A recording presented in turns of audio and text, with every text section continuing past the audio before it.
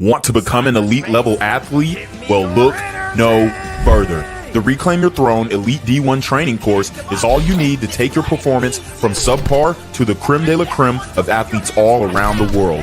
The purpose of this course is to give you a comprehensive weight training, speed, flexibility, recovery, and endurance program that is meant to prepare young athletes for collegiate and professional sports. This course is packed with over 2 hours of creative, action-packed lifts narrated and coached by yours truly to assure increased strength, speed, flexibility, recovery, and endurance. Hey, I get it. Training alone can be tough and can even make you feel misguided or somewhat unmotivated. But with this course, I walk you step by step through each and every lift to make sure you're using the proper form to prevent injuries and that you're hitting the correct muscle groups to render maximum results. So what are you waiting for? It's now or never. So go ahead and get the training course today so you too can reclaim your throne. Want to become an elite level athlete? Well, look no further. The Reclaim Your Throne Elite D1 training course is all you need to take your performance from subpar to the creme de la creme of athletes all around the world. The purpose of this course is to give you a comprehensive weight training, speed, flexibility, recovery, and endurance program that is meant to prepare young athletes for collegiate and professional sports. This course is packed with over 2 hours of creative, action-packed lifts narrated and coached by yours truly to assure increased strength, speed, flexibility, recovery, and endurance. Hey, I get it. Training alone can be tough and can even make you feel misguided or somewhat unmotivated. But with this course, I walk you step by step through each and every lift to make sure you're using the proper form to prevent injuries and that you're hitting the correct muscle groups to render maximum results. So what are you waiting for? It's now or never. So go ahead and get the training course today so you too can reclaim your throne. What's good, Shadow Realm? It's your boy Reclaim Your Throne coming at you with another crazy video. But first, my goal is to get to 10,000 subscribers by the end of the month. So make sure you go ahead and like, comment, share, subscribe. You already know. Reclaim Your Throne. All right, guys. So we actually have to talk about this story. This came up across my timeline on X, formerly known as Twitter. And honestly, it is a wild, wild story because we have a sister. As you guys can see, we have a sister by the name of Shakira Mariame.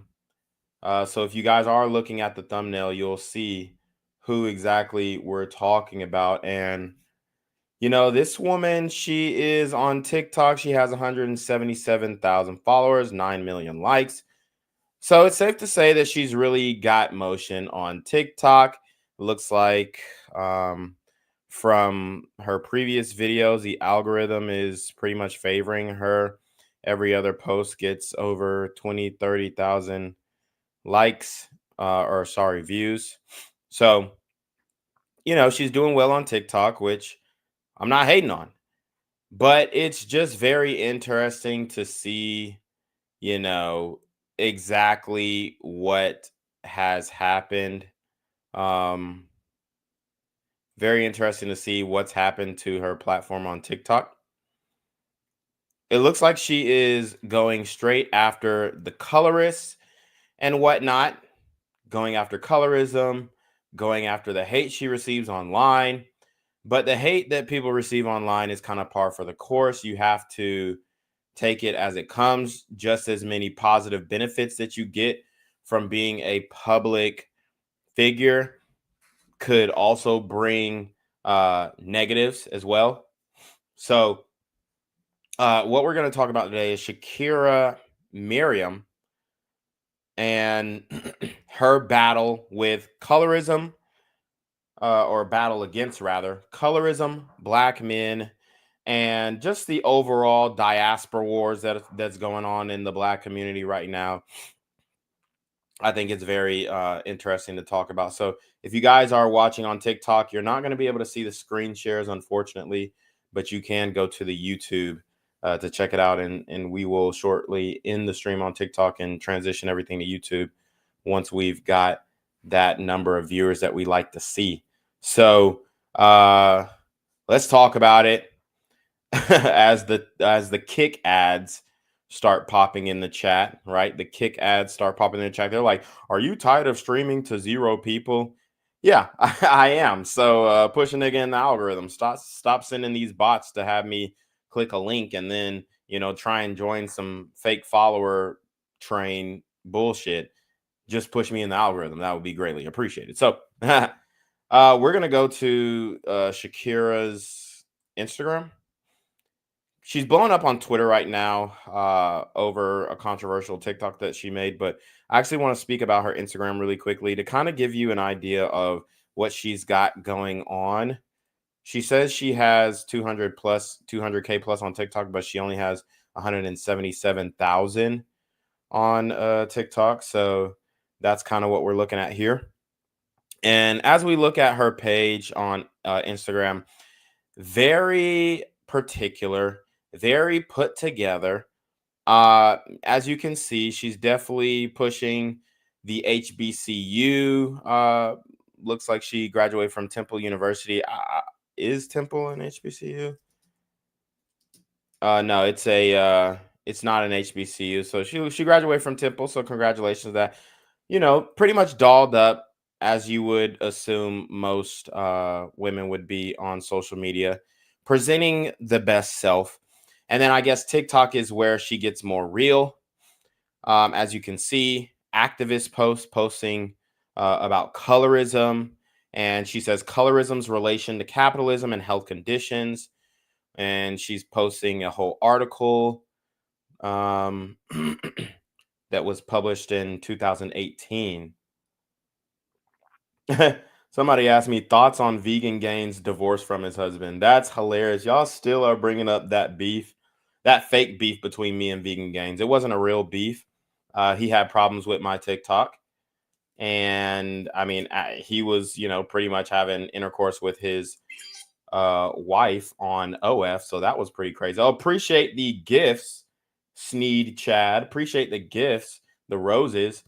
But yeah, Vegan Gains was doing some very inappropriate things with his wife online. So I'm not surprised that their relationship ended. Vegan Gains, if you're watching, if you're listening, I don't have any beef with you. People are asking me about you and your relationship. And when I went on your channel, I was giving you some red vitamin sauce on why your relationship was most likely going to end. Um, so yeah, I was giving you some sauce on that, and he didn't heed my warning. So uh, there you have it. And he was trying to talk about how my bench press wasn't using proper form, even though the reps that I post are not the reps that I typically like. When I post a rep, it's a failure rep most of the time.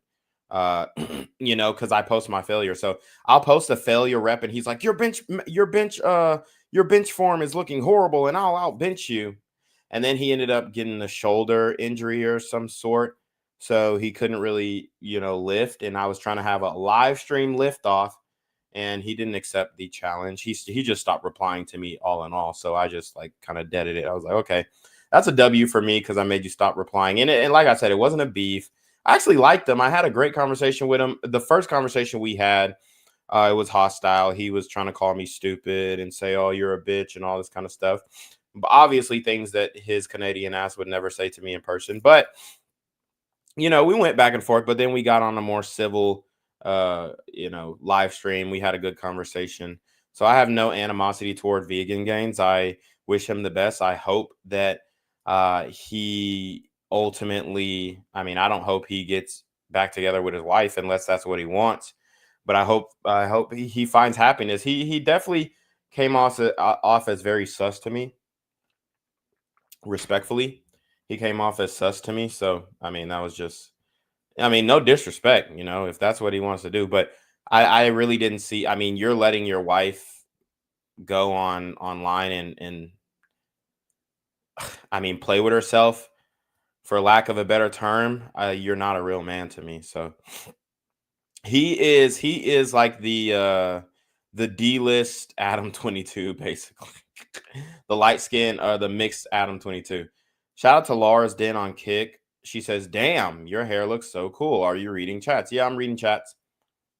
I'm getting to them as soon as I can. But guys, if you're on YouTube, watching on YouTube, make sure you hit that super chat and donate to the channel. It'd be greatly appreciated. But yeah, we're breaking down this Shakira Miriam story. And honestly, she definitely presents herself very well on Instagram. You know, you would think that I mean, I hate to call her unattractive this early in the stream because I just know what she actually is looking like. But you would think that she would be more attractive than uh, she's presenting herself as pretty much model-esque, in fact. I mean, she has a great body. I'll give her that. The YouTube P. Giddy is hashtag reclaim your throne, all one word, hashtag reclaim your throne. So find us on YouTube, subscribe, show some love. We're trying to get to 10,000 subs. We got about 6,000 right now, so greatly appreciate it. Anybody's support. But great body. The face is beat to the max. As you can see, I always have wondered when it comes to sisters and these lace fronts, like how can you accept the transition from the lace front to your skin, like the skin color difference, that white line. And I guess they would say, oh, well, how when you get a lineup, you get the white line. No, no, no. Well, I mean, I've gotten it before for sure, but it's not the same thing because it's actually um the lace front is not natural and the white line literally goes away within, I mean, you take a shower after the lineup and it's gone. So you can just tell a lot of it is fake, respectfully. And I'm not trying to like shit on her at all. I don't know her at all, but I found this discourse online class very interesting, and it's a clash of worlds. It's a clash of worlds. Um so as you can see, she's taking shots at interracial relationships between black men and white women. She says when non-black girls who brag about being black men's preference end up becoming baby moms and getting cheated on. And she's dancing to that. See? So she's very upset about interracial dating, even though she participates in interracial dating. This is why the title says she's a failed swirler, because she is a failed swirler. The difference between, black men dating interracially, whatever, like if a black man, for one, all men cheat. So at that point, you're just going to have to chalk that one up. You know what I'm saying? Like she's trying to make it seem like, oh, black men are the only ones um that cheat. And it's like, no, all men cheat. And then I've got plenty of examples of such that we're going to break down, where you have black women who are getting with white men, and those relationships are becoming destructive and they're posting them online, unfortunately. So it's like a humiliation ritual, right? But like I said, the difference between, if a black man dates a white woman, all that kind of stuff, for one, in a heterosexual relationship, the power dynamics way different. So a white woman is more likely to respect that masculine presence. I mean, this is just what we're dealing with in 2025. I'm not talking about your grandmas. I'm not talking about your mama and how she was loyal to the soil to her black man and she did this and she did that and she was all about my man, my man, my man. No. What we're talking about is reality in today.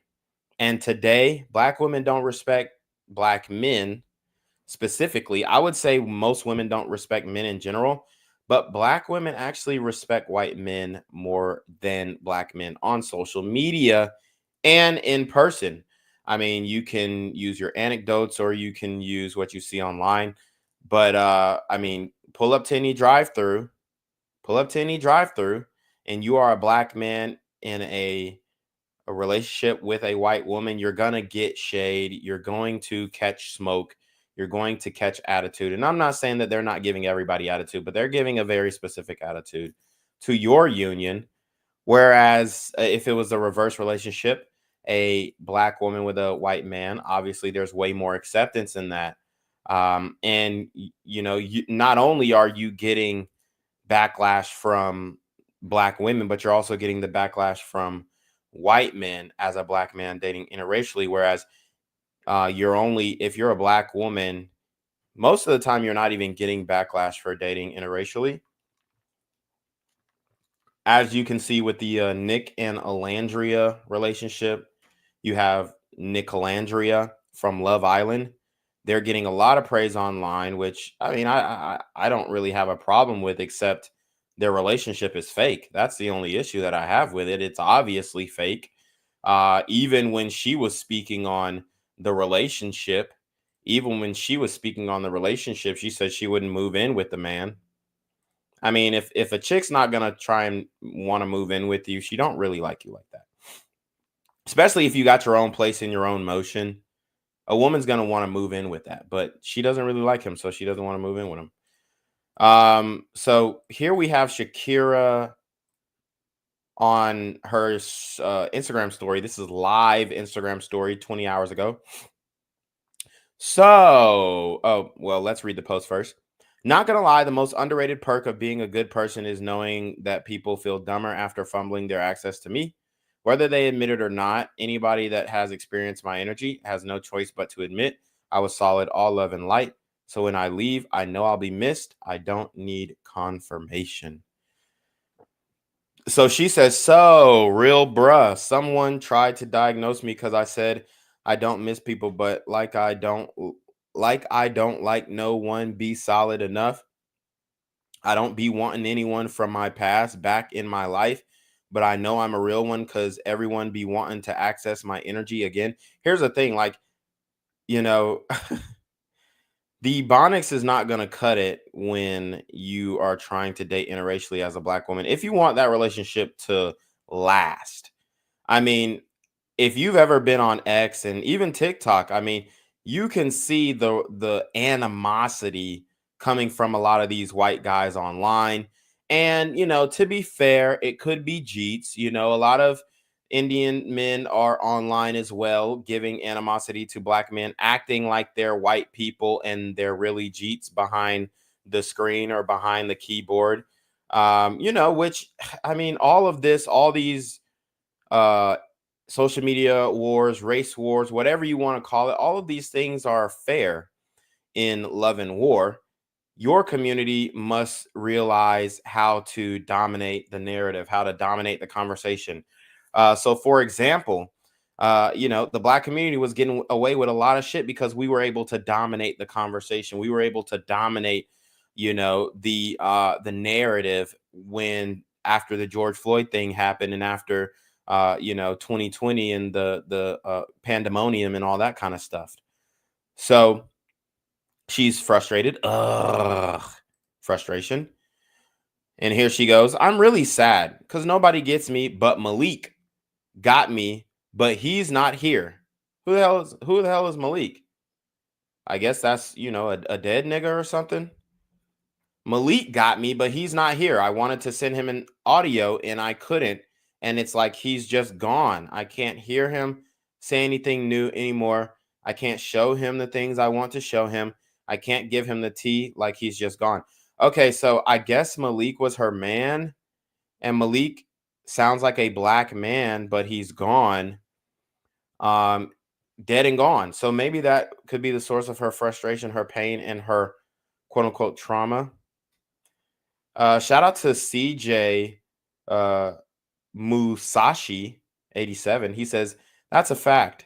I know a swirler in real life. She messed with a married white guy. When he got caught and found out about her, the wife had him fire her and take away the apartment car he got her. Yep. So, I mean, it's funny how they love to say, oh, well, black men cheat, black men. Look, black men, all men cheat. Black men get caught cheating. White men pay the women that they get caught cheating with so that their, indiscretions don't come out. That's the difference. And black men, we refuse to pay unless you're Shannon Sharp coughing up the 23 million and basically retiring the OnlyFans whore.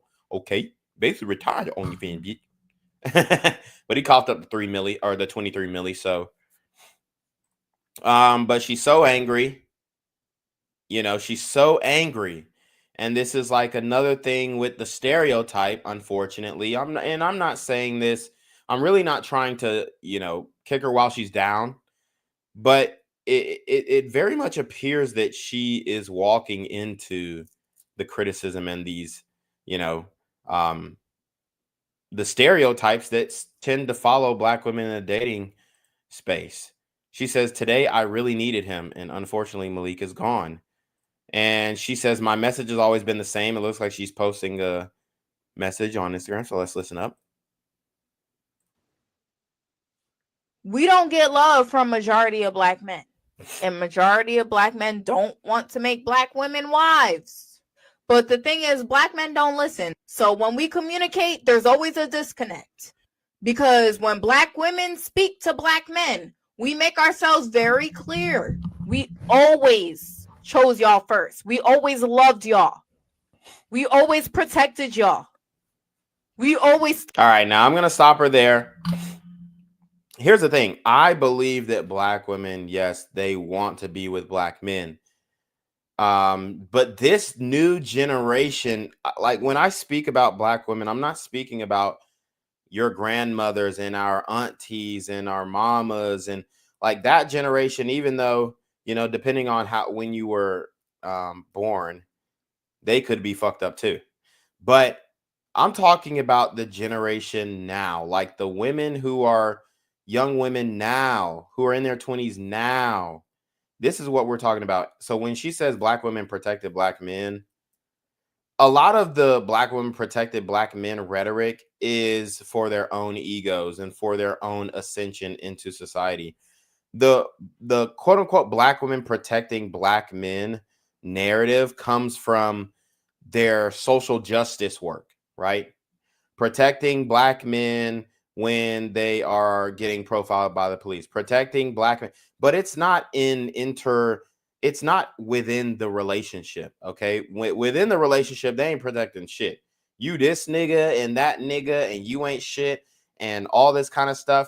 But when it comes to the social justice movements, this is only self-serving because they're not pushing social justice for Black men so that Black men have more freedoms in the United States. No. Or aren't being profiled or aren't being racially discriminated against the United States. This protection of Black men from Black women is so that they can ascend in the ranks of mainly the Democratic Party. It's so that they can say, I pushed this movement and I was the founder of this movement. So give me a promotion. Okay, now I'm promoted. Now let me get on the city council. Okay, now I'm in the city council. Now let me run for mayor. Okay, I'm the mayor. Now let me run for Congress. Okay, I'm in Congress. Now let me run for the Senate. Okay, now let me run for a higher office. The protection of Black men is not for Black men necessarily. It's so that they can ascend amongst the rank, them individually and Black women as a collective, because they understand that if Black men are downtrodden, then they are next up. That's all that is. So it's not really that they want to protect Black men in these social movements. For one, I mean, they really think that they were protecting us during the George Floyd riot bullshit. No, y'all were hurting us. That's what y'all don't understand. Patrisse Cullors and the Black Lives Matter movement hurt Black men and Black people as a whole. For one, it made the LGBT Black female movement look like scammers. It also made Black men look bad because the only time that we're out protesting is protesting for a guy who was arguably a bad guy, right? In George Floyd, and I'm not trying to relitigate that situation. I'll just say he was not a good guy. So them fighting for us is only self-serving.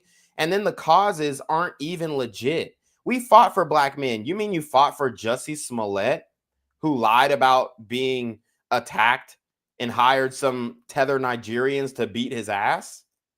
Are you talking about that protection? Because they were all over that and defending him for that. That's the protection that they're talking about. We protected Black men. So you advocated for a guy who did bad things and you organize protests for a guy who, you know, he was done wrong by the police in that moment, but at the same time, you know, it's kind of like you're advocating for a guy who was not a good guy. So that you're painting us, okay, this represents black men, and no, he don't represent us. Like, George Floyd doesn't represent black men. We aren't out here on fentanyl trying to use counterfeit bills to pay for a box of cigarettes.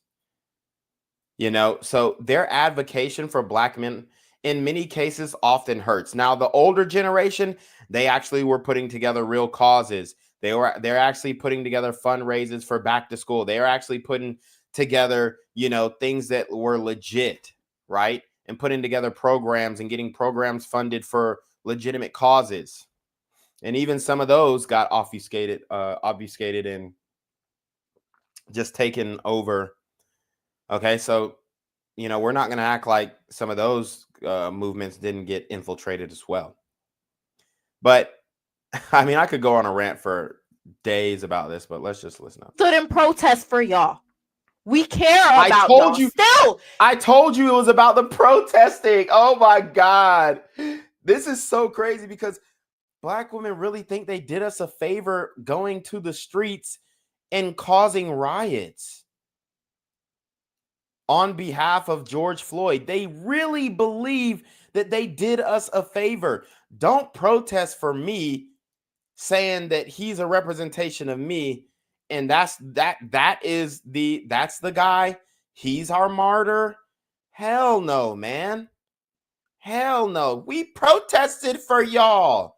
No, you protested for yourself. So you could post a little cute selfie on social media and make it seem like you're some, you know, social justice warrior, and, you know, you're advocating for black men and our plights and our struggle in the black community in general. No, you didn't protest for black men. You protested for your social media accolades. So people could pat you on the back and say, oh, yeah, you really care about the community. You a pillar in the community. So you could get social media followers. Stop that bullshit. Anybody who protested and posted a picture on Instagram, your protest was not genuine.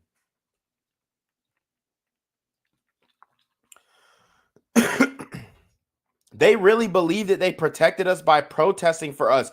Y'all hurt us. Y'all pushed the black community back with that defund the police bullshit for decades. Decades. Do you know how poorly that defund the police movement worked out, which was directly tied to the George Floyd protest? Y'all decimated our public image by protesting. This is what they really think that they were protecting us while protesting in the streets and looting businesses. You hurt the image of Black America for decades. It's going to be very difficult to, as they like to say, as the ammunition that y'all gave the white racists, beat those allegations. It's going to be very difficult to beat the allegations of decades of footage. They have footage of niggas going in places and robbing it on the behest and on the command of black women who are saying, go and loot, go and rob, burn this city down. And y'all destroyed the image of the black community for, I hope it's not for life, but it's going to last for decades. I mean, this whole next generation coming up of white people, I mean, Gen Z, I don't know if you guys have been seeing this, but Gen Z white men are the most conservative. And, you know, oftentimes you say, okay, well, they're conservative. Then no, the conservative that we're thinking of is not the same conservative that they're thinking of. Okay. So y'all gave them ammunition. Y'all gave them the ability to go online and search black man does this. And y'all opened up the jails, let everybody out. The black female leadership, like LaToya Cantrell, Mayor London Breed, Maxine Waters, you know, who else? We got Letitia James in New York, letting criminals out on the street on behalf of Black Lives Matter and that bullshit movement, defund the police movement. I mean, we got LaToya Cantrell getting indicted right now. Who is the Dalton mayor? What's her name? Tiffany Henyard in Dalton, Illinois, destroying the image of the Black community. And they think they helped us through that. The delusion. We protested for y'all. No, you protested for your damn self.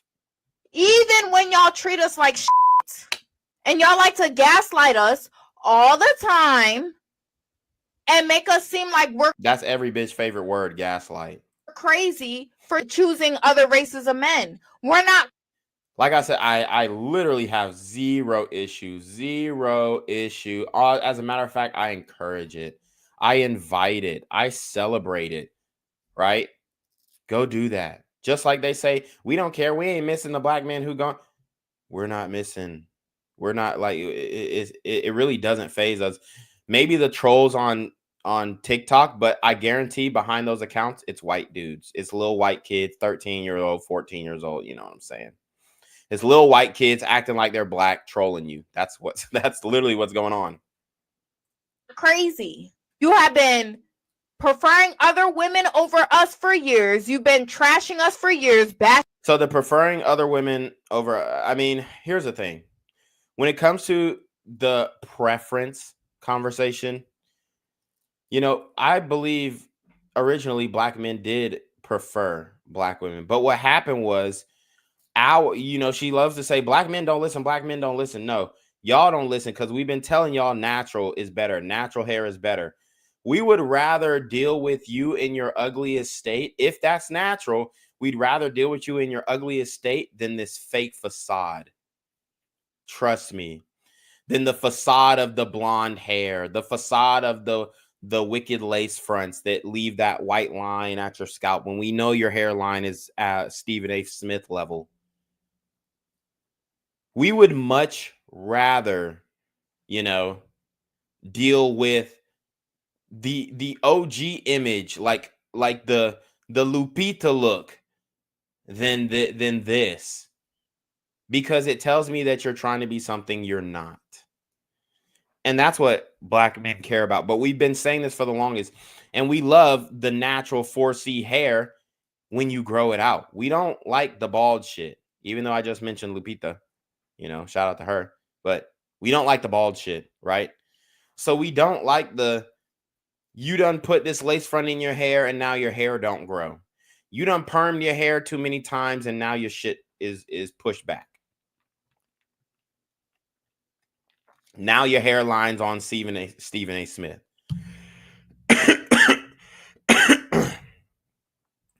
Bashing us for years, and you've been asking us to settle for years. Now, all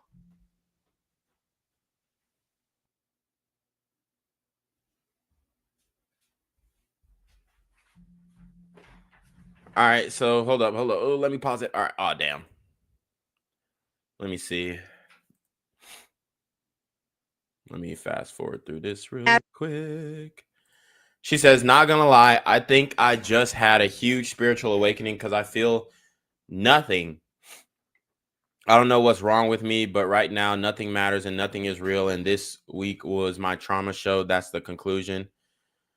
She says, somebody says, I can't, or she's reposting a Justin LeBoy post. I can't stand a bitch who intuition be on point all the time. Fuck out of here. That's so Raven. And she says, bro, I know this how people be feeling about me on God.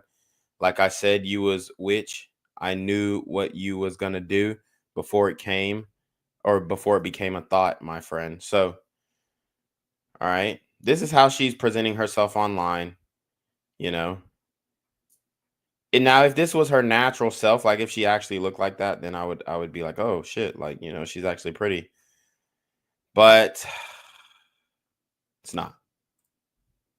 It's not. So let's get to what is taking social media by storm. Her breakdown. So this video is on X. It's also on her TikTok. We'll break it down on TikTok as well. But here is her breakdown online for the world to see. She's upset about colorism. So let's hear her out. Let's hear her out. Bro, I just feel like no one talks about the trauma that you experience and the anger and rage you experience when you really realize that you're like fighting this fight alone. And like, I don't know, I just feel like I just get gaslit so fucking much as a dark skinned woman, and it's like I just feel so fucking alone. Like it's like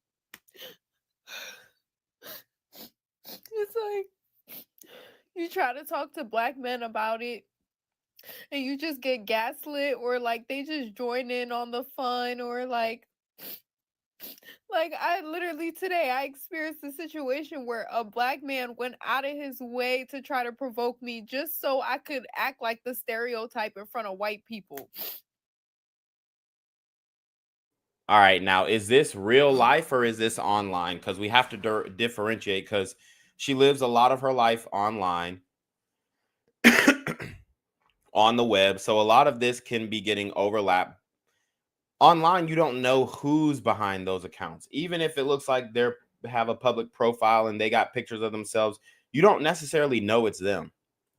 So he could laugh with them. Like shit like that is so fucking traumatizing. It feels like the biggest betrayal in the world, bro.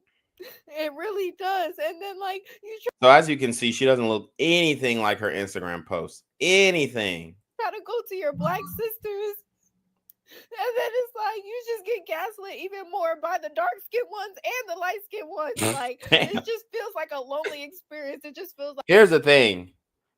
What do your face be looking like on a day-to-day basis? A lot of y'all just be looking angry and upset. Can't smile at a ninja for nothing. Nothing. You want somebody to come, at you with grace and empathy, but you don't extend that to people.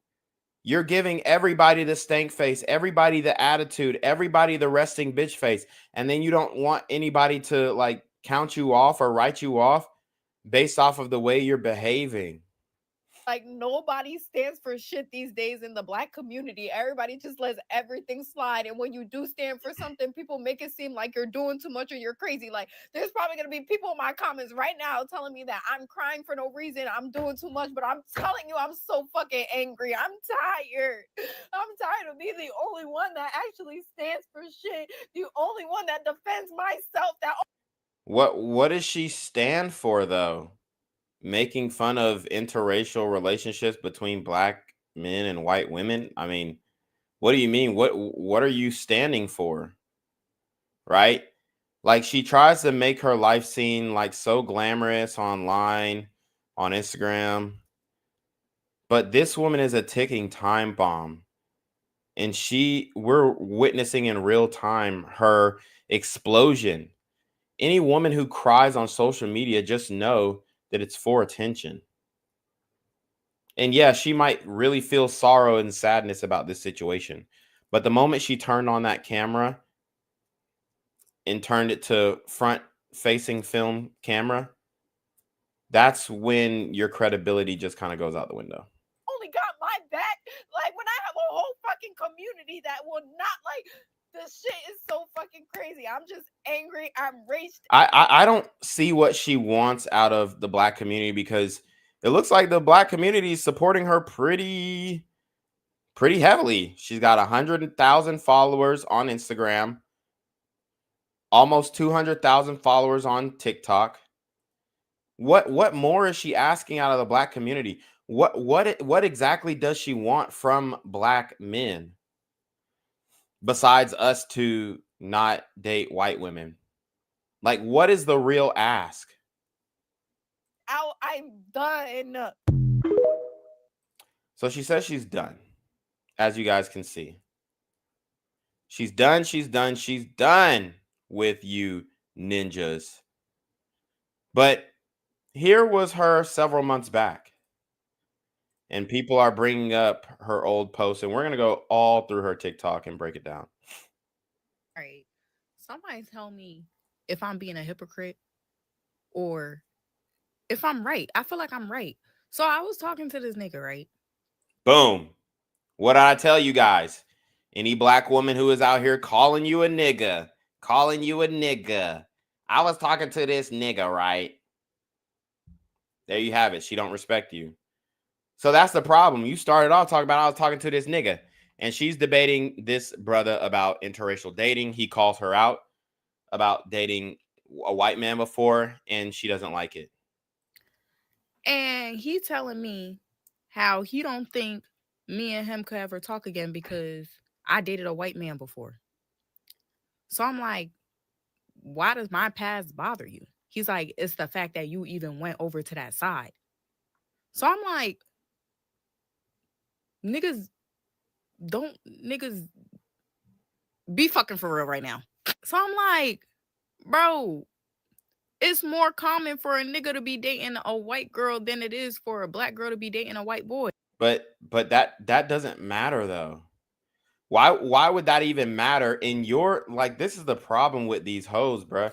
Like, you're trying to bring in the commonality and the frequency, which honestly 85% of black men marry 85% of black men who get marry black women.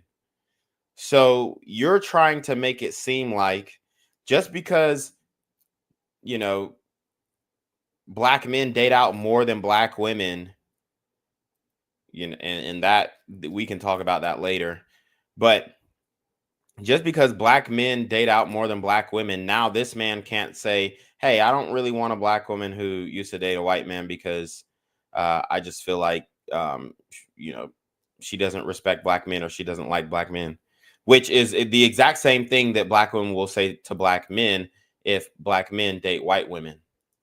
So I just don't understand why she's trying to bring up another person's situation or other people's situation in this interpersonal conversation. Why are you bringing in, oh, well, all these other black men do date interracially? Okay, maybe he has feelings about that too, but he's talking to you about you dating interracially and how he can't deal with you. This is how you know she really liked that guy. He like, it don't matter. Like, for a black woman to be dating a white man, that means she really don't like black men. And I don't necessarily, you know, tend to agree with that totally. But, you know, the way they're pushing it online, you could probably come to that conclusion.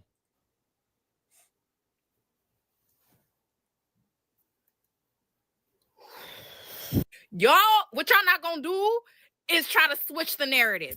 Y'all not gonna piss me off. Okay? Black men, y'all want to date out. Black women, we're forced to date out. So do you actually want to do it, or are you forced to do it? Because last time I checked, couldn't nobody tell your ass to do nothing.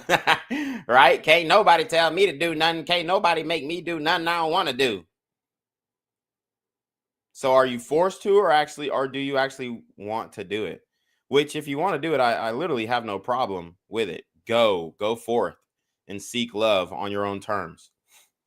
But I don't think you're going to have great success. I can come to that conclusion, especially a woman like this.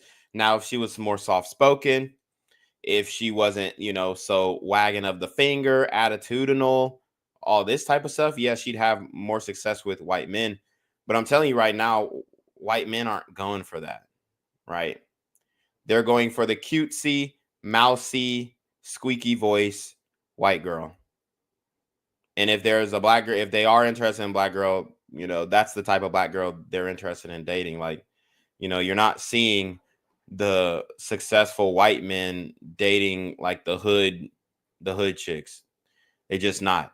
And, you know, although this woman has seen success on social media, I don't know what her bank account's looking like, but she definitely is giving like a hood attitude, a hood mindset. and, you know, the hood saying, slang, and voices, right? She's just kind of using that, you know, the hood swag, the, you know, I guess, I don't want to call it ebonics because it's not like she's saying a word that isn't actually a word, but Because y'all don't want to date us, especially dark-skinned women. If black men dated black women majority of the time and dated dark-skinned women majority of the time, black women and dark-skinned women would not be dating out. but black men do date black women, especially dark-skinned women, majority of the time. What she's saying is just categorically false. Most black men date within their own race, just like most every other race of men date within their own race. This is not a controversial take. This is just the facts. Do not try to switch the narrative. Black women date out because we're forced to. Black men date out because they want to. Black men date out because they hate themselves. Black women date out because they love themselves. Damn, when that red light went out, woo, she looked like a scary movie. God damn, this looked like imagine if you waking up, you roll over and this what you see.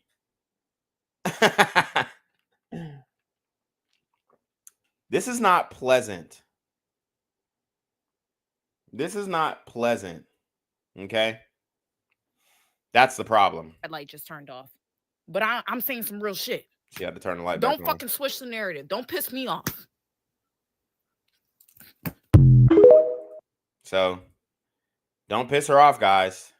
Do not. If there's one thing that you don't want to do, is piss her off. Now, here's her speaking about her choice to date outside her race, and you can see how she dolled herself up. Notice how when she's talking to black men, she's looking like, you know, your auntie who just got done cleaning the whole house and mad at you because you ain't helped. But when she's talking to white men, she done dolled up like she's posting on Instagram. Let's listen up. Y'all gonna cancel me, but today marks the day that I will be dating outside of my race. And I know what you're about to say. Aren't you pro-black? I am. But as a dark-skinned black woman, the most hate I get is from my own men. And me restricting myself to only dating black men is giving me little to no. The funny thing is, what she doesn't understand is that these are not your own men. These are literally white guys behind chat room bot pages attacking you, and you're taking these comments to heart. Let's be very honest. Like, most interactions you have with people outside in general are, you don't really know their personality. You're not going to really, you know, be able to have a deep, long conversation with them. Like, you're just not. You're going about your business. You're doing your day as you see fit. So a lot of these relationships and interactions that she's talking about are typically online, and she's just reading her comment section. No options. Because there's only like a small group of black men who actually like women like me. And trust me, I've been trying to educate black men about colorism. And here's the thing. You can't educate a man's dick to get hard. Either you're attractive or you're not. It doesn't matter if you're dark skinned, light skinned, white. There's ugly light skins. There's ugly white. There's ugly dark skins. There's ugly everything, right? So you can't, just like you can't force a woman to be attracted to a man that she's not attracted to, even though she might sleep with him for money, but that doesn't mean she's attracted to him. You can't negotiate attraction. So, you know, maybe if you present yourself in a different light, maybe if you grow your hair out more, you can become more attractive.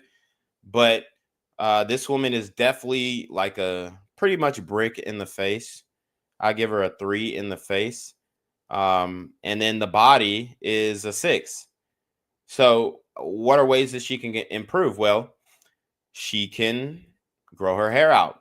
It'll at least make her face look a little more feminine because she has a very masculine face with no makeup. Yep. Shout out to what is it? Brenna's. He says people be genuinely chopped, but try to blame it on color. Yeah. I mean, you just can't do that. You just can't do that. You're just not attractive in general. So my whole damn life. I do it on my platform every day. But a lot of them choose to stay dense and ignorant. And I'm sorry, but you're not about to ask me to wait for these men to stop being colorist. I cannot wait any longer for I'm trying to tell you, dude, the amount of black men that I see outside who, pause, no homo, are actually like, they actually could do something, like they actually could be with a way more attractive woman. The amount of black men that I see outside dating black women for the sake of keeping it black. And I'm not talking about just like light skins. I'm talking about dark skin. I'm talking about chopped, fat, dark skin. All the worst stereotypes or the worst dilemma of colorism. And pause, but regular handsome black men, I see it all the time, where we are willing to trade looks and that sexy factor for keeping it black. As a matter of fact, black men are mainly the only ones who are willing to do that. See, here's the thing with black women. Most of these black women are chasing Pookies and Ray Rays, Thug Max, Alpha Simps. I keep talking about it, and they're not feeling me. They're not hearing me. Most of these black women are chasing Thug Max, Alpha Simp. So when they run into the Thug Max, Alpha Simp, of course, he's going to do them dirty in whatever way that looks to them. Of course, the Thug Max Alpha Simp is going to do you dirty because that's just in the identification, right? So these women are barking up the wrong tree. And if you don't believe me, just type in YouTube, drug dealer, scammer, or 9 to 5. And you will see all these black women talk about drug dealer, scammer. They don't want the 9 to 5. So at some point you have to look at yourself and say, hey, this is what I'm choosing for myself, and this is an issue that I'm creating for myself. Shout out to Brenna's again. He says, that's how it was for me until I cut my hair and moved to Florida. A lot of flavors here. Yep. These men to stop the self-hatred. I want to go where I'm wanted. So again, the narrative that black men hate themselves is absolutely hilarious. I mean, from everything that I've understood in life, black men are the most confident men. Like, just from my personal opinion, right? And I'm talking about inward confidence. I'm not talking about fake confidence where you're just arrogant for no reason. I'm talking about the confidence in yourself, right? The ability to believe that you can do something, whether it be physically or mentally. This is just my personal opinion, though. Like, I mean, you don't get hip hop culture, even though I have some gripes with current hip hop culture, but you don't get hip hop culture, the braggadocious, from non-confident men. You don't get the level of athletes that we churn out on an annual basis from non-confident men. You don't get guys who look like me, who are in great shape and, killing it in life, from non-confident men. You don't get the Kevin Samuels of the world from non-confident men. Right? Just doesn't happen. So they continue to say we hate ourselves, which is absolutely hilarious. Just because you're not attracted to, just because we're not attracted to you without makeup doesn't mean that we hate ourselves. We don't like the way yo ass looks. That's the problem. Like, this is a you problem. Yes, you're all dolled up, and it looks great when you're dolled up. If you looked a semblance how you look dolled up, that you look without makeup, then we would make it work. But the fact that you are completely changing your look with makeup, you're a 7. Without makeup, you are a 3. That is a drastic. We feel catfished. We feel bamboozled. It's not even about colorism. You played us. You tricked us. You fooled us. You're trying to make it seem like you're pretty, you're cute, you're dainty. You're ugly. Like, and it's not because of the color of your skin. It's because you're bald and you have masculine facial features. and you're covering all that up with makeup. If you would present more feminine, grow your hair out more, then maybe you could look more feminine. But it's just like, once we start playing the real her videos, which we've already played some, you're going to see, and you're just going to be like, I mean, golly, this is a whole different person. I'm tired of sitting in places where I'm not wanted and try to convince the people that I should be desired. I'm sorry, but I'm done with that. So from this day forward, Shakira will be looking outside of her race when it comes to dating. Not saying I'm not going to date black men. I definitely will. But to expand my options, yes, I will be dating outside of my race. Unapologetically. Thank you very much. Congratulations. But here's the thing. I want to warn the white men who are going to deal with her, even though these guys know what they're doing. Like, I mean, when the things that I've seen, these white dudes be dogging these chicks out, bro, and like straight disrespecting them on a racial level. See, the difference with black men, when black men date out, when black men date white women or outside of our race, these women love our complexion. They love our hair. They love the way we look. They can't fathom people being racist. When black women date white men, in many cases, they are 100% okay with that white man being racist, not only towards them, but towards, people who look like them. White women, and I'm just, because we're talking about black and white right now, white women would never come out their mouth and, unless it was like a heated argument or some shit like that, where it's like, a really bad situation, like a domestic. But in these normal relationships, the white women would never come out of their mouth to say anything racist or anything that could be thought of as racist, because they respect the masculinity of the black man. Even if the black man is a bum, as you guys would like to call it, even if the black guy is straight bummy, he don't got a job, he's a Thug Max Alpha Simp himself, the white women respect his masculinity enough not to, make a racist joke or say, hey, you want watermelon and chicken and bananas and you're a monkey or something like that. They would never do that. But like, when it comes to the white male black female relationships, for one, you're already giving up the power dynamic, because he's in a dominant position and he's going to be himself. He doesn't really care how this goes one way or another. So he's going to be himself. He's going to say what's on his mind. And if you're an activist black woman and, the white guy's just a regular white guy, he might crack a racist joke. But we know that these activist black females who vote for the Democrats are very sensitive, but they let it slide when white men say the jokes that they're dating. When they're dating a white man and he says a racist joke, or he says a racist thing, or he says, man, I can't stand these niggas, or man, it's always black people doing this. When he says it, they let it slide. Why? Because, for one, the power dynamic of the relationship, male versus female, she must submit to that man. She can't give the same attitude to a white man that she would give a black man. That's some of the complaints that black men have about black women, is because they're going to act totally different with a white man than a black man. They are going to code switch. Whereas black men, we don't have to code switch to date white women, because they actually are dating us because they want a real nigga. Like, this is what y'all don't understand. Like, y'all have to turn into a white bitch, just like Serena Williams. I'll show y'all that picture that I posted. I had a viral tweet earlier this week of Serena Williams. Y'all have to turn to a whole white bitch to date white dudes. You change your hair, put on a beat face of makeup, do all this extra stuff.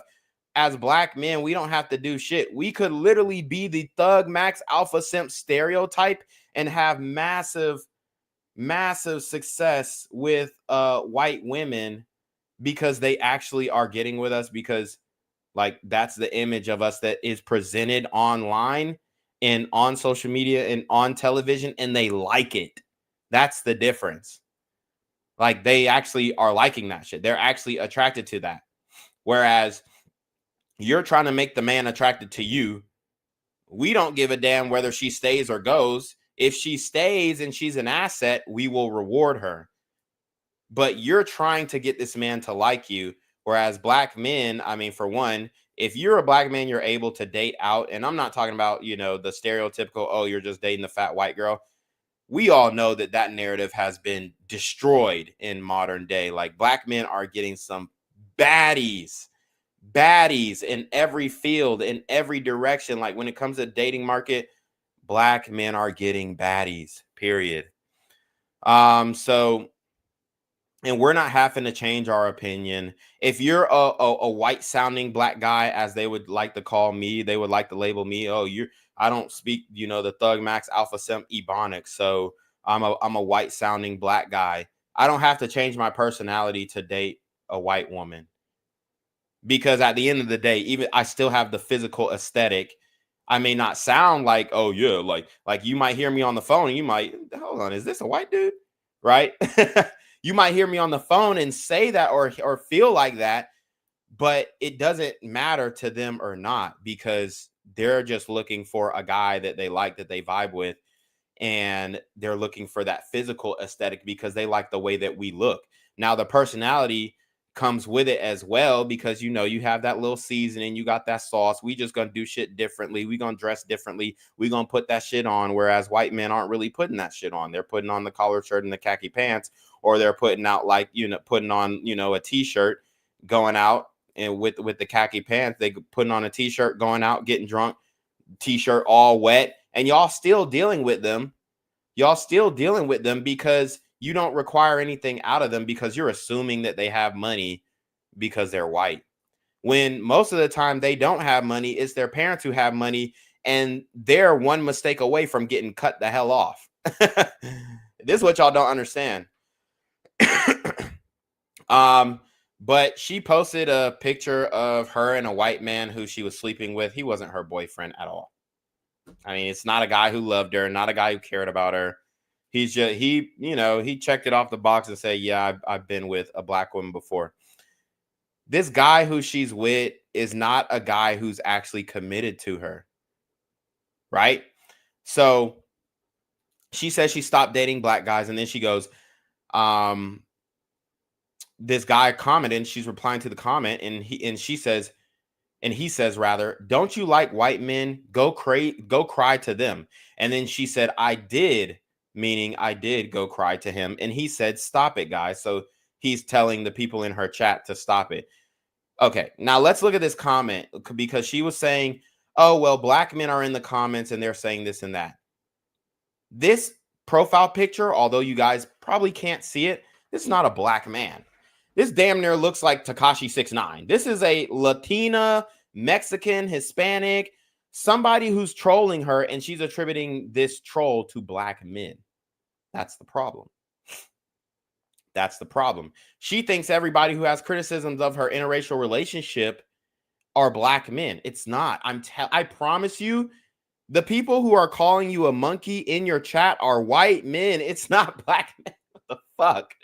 Like, I really don't understand, like, how she thinks this is black men behind these accounts saying monkey this and monkey that. Bro, black men don't speak like that. Okay. So shout out to CJ.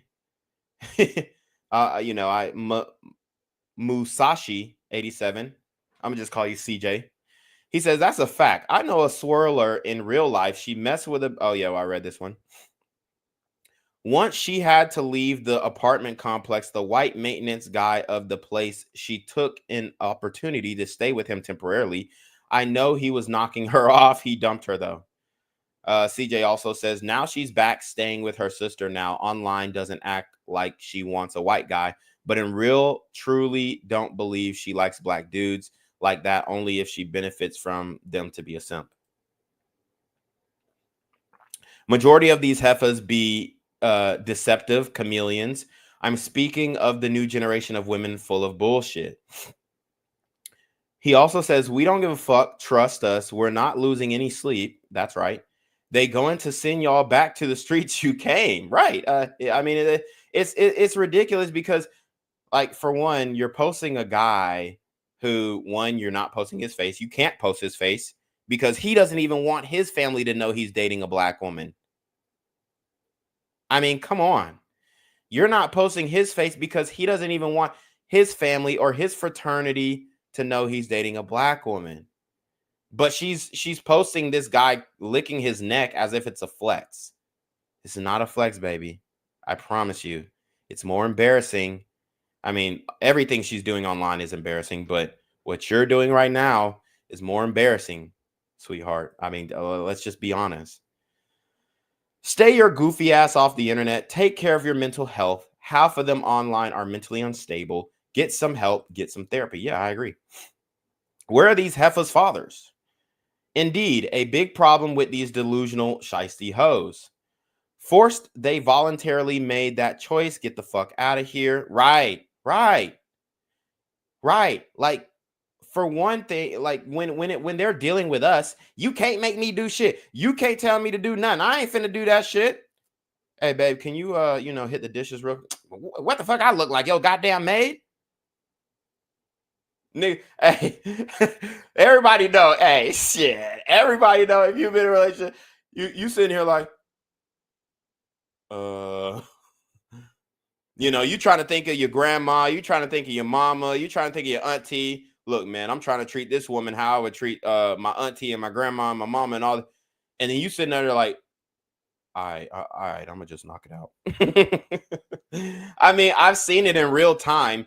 And the ones who don't take the shit, the relationship gets very abusive real quick. I did a story on, what is that brother's name? T Hood from Atlanta. And he was dealing with, what's her name? Frosty the Snow Bunny. Her name is Frosty the Snow Bunny. She's not a snow bunny. She is a black woman who is on Love and Hip Hop. And they were getting into an argument. I'm sure that it was mutual combat, because why would it go from 0 to 100, nigga, real quick? They're getting into an argument, mutual combat argument. Come to find out, she calls her brother a light-skinned, damn near albino-looking thug max alpha simp. She calls her brother, and he comes and shoots that man in the goddamn back. Y'all look the story up. T Hood from Atlanta, a local rapper, was doing his thing. As a matter of fact, I did a show with him in 2016 or 15 at the Masquerade in Atlanta. Yeah, that's right. Me and T Hood took the stage and we headlined for Schoolboy Q. Back in my rap days. I mean, I'm still in my rap days. I kind of do a little one too, right? But me and T Hood rap together back in the day. The nigga is dead now, based off of who he dated, the woman he dated. Like, when you have a chick who believes she's a real street nigga, dog, that is scary. When you got a bitch who's talking about I'm a real ass nigga, I'm a real street nigga, bitch, you ain't finna play with me, I'm off it. That ain't no woman no more. That's a nigga.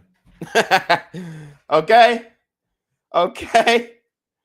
Where are these heifers' fathers? CJ says. Indeed, a big problem with these delusional shicey hoes. Okay, I read those. He said, LMAO, that filter said mask off. Right, mask off. Fuck it, mask off. That filter said, bitch, I ain't holding water for you no more.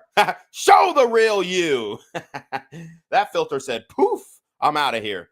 Some of these types of females be on dating apps, right? Black Marvel says, I don't know why they think we care. I really don't. Russo says, Brad worshipers are very funny. The thing is, they actually try to date out. We don't necessarily try. We just do it, really. Exactly. Like, most black men who came across dating out didn't come across. Nowadays, in this generation, it's way different, because now you do have social media posts, and I'm part of it, where we are actually promoting interracial relationships. When I was growing up, that was not the case. That was, as a matter of fact, it was taboo. Interracial relationships were not being promoted. But now you see them on TikTok, you see them on Twitter, you see them everywhere. They're being promoted, and, all for it. Love is love, right? But, we're actually not trying to do it. Like, it just happens, right? Like, most black guys who end up dating interracially, you know, you dated a few other women, or maybe you didn't ever date a few other women, and the white woman was the only one who took a liking to you because you weren't a thug max alpha simp black guy. And that happens.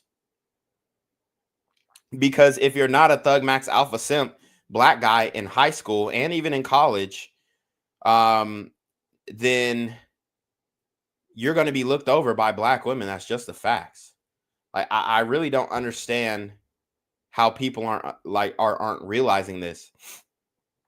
If you aren't a thug max alpha simp black guy, you're going to be overlooked by black women. So they might, you know, just end up having a white woman like them. He's like, you know what? Let me just try it. And then they fall in love and the rest is history. Russo says, ironically, Brad does not need to be a thug max alpha simp. Exactly. He doesn't have to put on the fake tough guy facade. As a matter of fact,